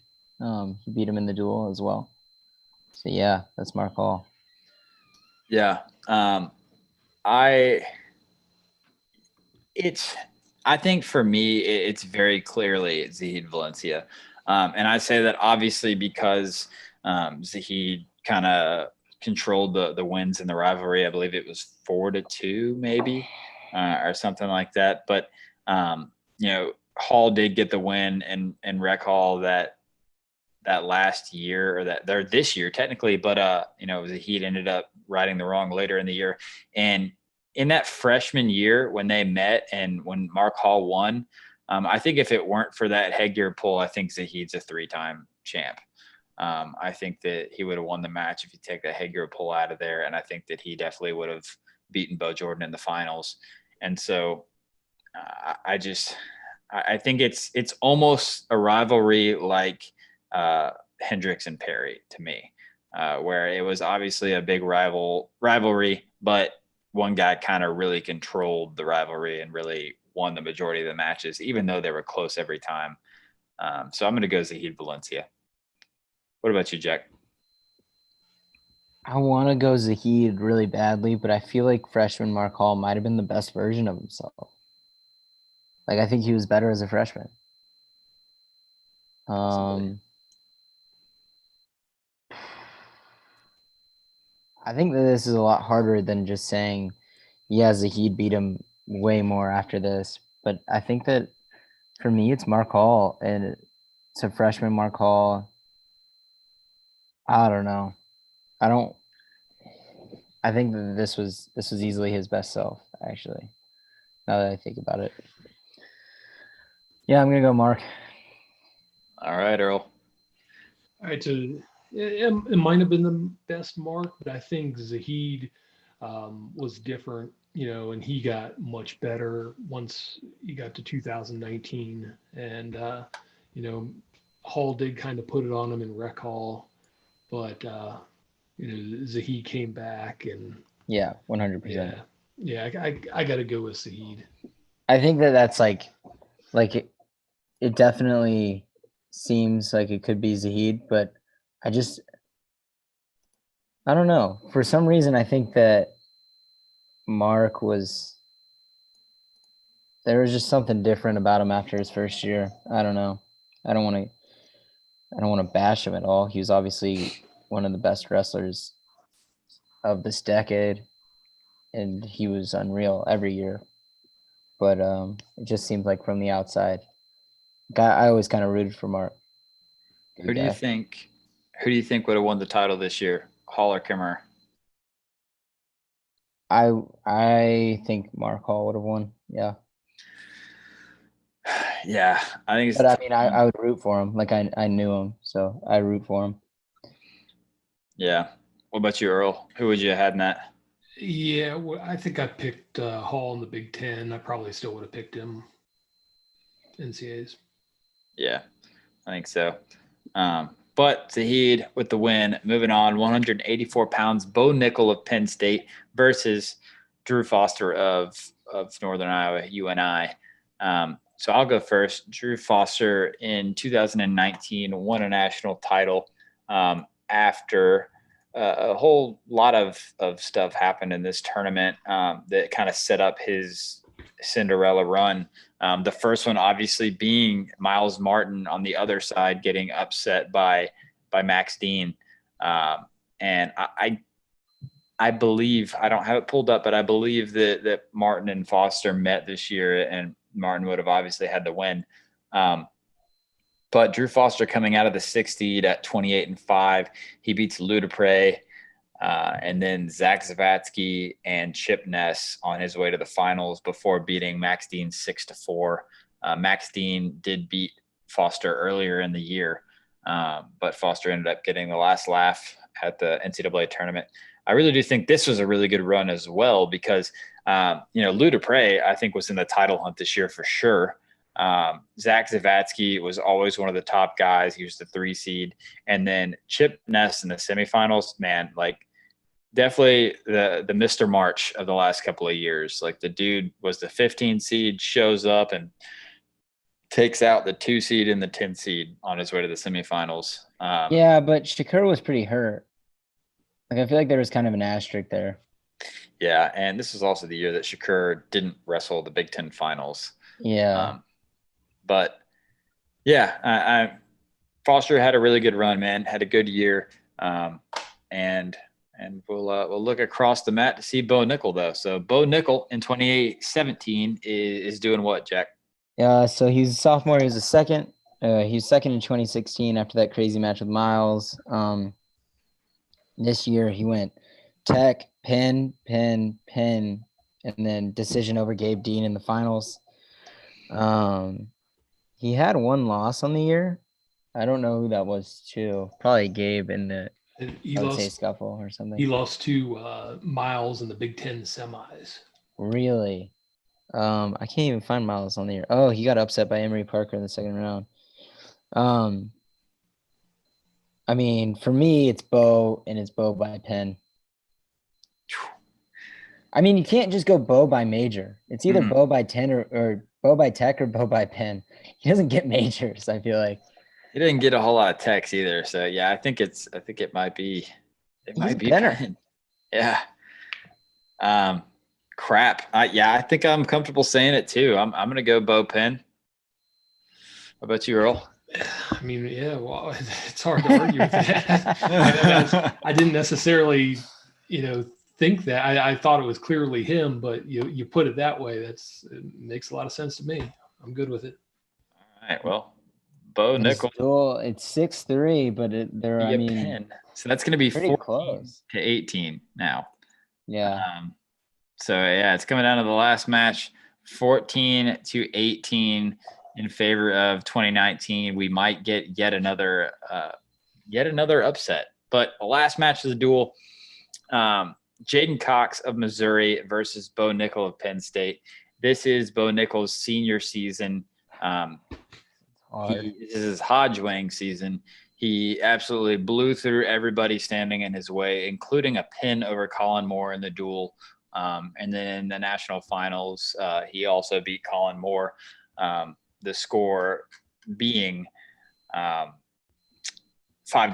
So 5-1 in the national finals after he had pinned him earlier. And I think if you're asking me, I think that he's better than 5-1 over Colin Moore right there. I think that might have been a little bit of, senior last match, big stage, kind of taking it in a little bit and maybe not just going balls to the wall, but maybe enjoying his final moments in a Penn State singlet. Yeah. And so, yeah, but that tournament, I mean, fall, major decision, fall, and then 5-1. And so we all know Bo's stats, and this is, Hodge winning season, undefeated.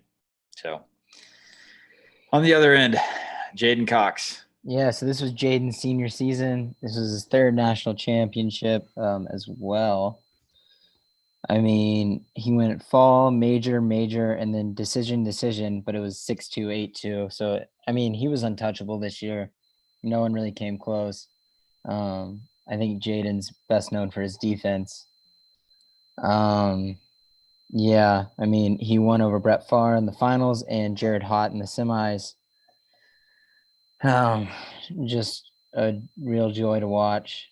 Kind of on and off the mat, He's just a really, really good person. Really For sure. Good person. What are you thinking about this one, Earl? Another one. It can't count for these purposes, but just what you watched at Final X between these two, I just don't see how Bo can score against him. It sounds really simple, but that's just what it comes down to. I have to take Jaden, and I don't know what Bo does. I don't know, man. All right, we're gonna disagree. I'm gonna go Bo Nickel, and the reasoning for me here is I 100% agree, and I think at this point in life and forever on, I don't see Bo Nickel ever touching Jaden Cox. I don't. But trying to keep in mind that these are both senior years of themselves in college. I think that Jaden jumped leaps and bounds after college. Like the Jaden that we have right now was not the Jaden that we had in college. He's incredible. He's the best guy in the world, if you ask me. But again, at this point in their college careers, I'm going to favor offense over defense. And I think even at this point, Jaden had one of the best defensive games in the world. But Bo was just on a roll this senior season. I don't see anybody getting in his way. And obviously it would be different having Jaden Cox there, but college forms of both of these guys, I see Bo, man. I really see it. He already made it through the Olympics without giving up a takedown at this point. I don't care. He got third, though. Okay, so y'all are going to leave it down to me. Match. He got third, though. He lost. I mean, maybe not giving up a takedown, but he did lose in the Olympics. So, I'm a Texas boy, and Bo Nickel, I grew up watching him. We were on the same Team Texas teams. The dude was unreal. Obviously, y'all have seen him. There would be some matches where he would just go in and just pin the guy, and he would be number one or number two guy in the country. It would be like Kimball Bastion when he was a stud out of Utah, or just anyone, Mark Hall even, he would, he rose to the occasion. He always shined under the lights, and unbelievable college career. I think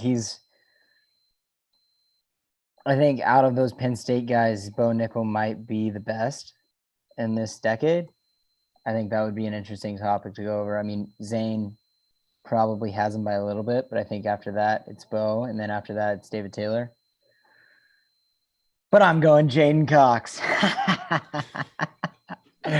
He had a bronze medal in the Olympics at this point. He was so good. The dude didn't lose. He didn't get taken down. Yeah. He didn't lose. Jaden Cox. He had a bronze medal in the Olympics, yet he only had a decision over Far and what was the dude before you said Hot, right? Yeah. But he's not known for his offense as much as he is for his defense. Like Whatever. a 6'2", 8'2" can be just as like dominant as a tech ball sometimes. I say Jaden by Tech for the win. I'll go Tech too. I swear to God. Oh my. Those are jokes, correct? Because Yeah. Okay. All right. Man. No, this is for sure a decision. It's for sure 1 or 2 points. For Bo Nickel, I got it. No.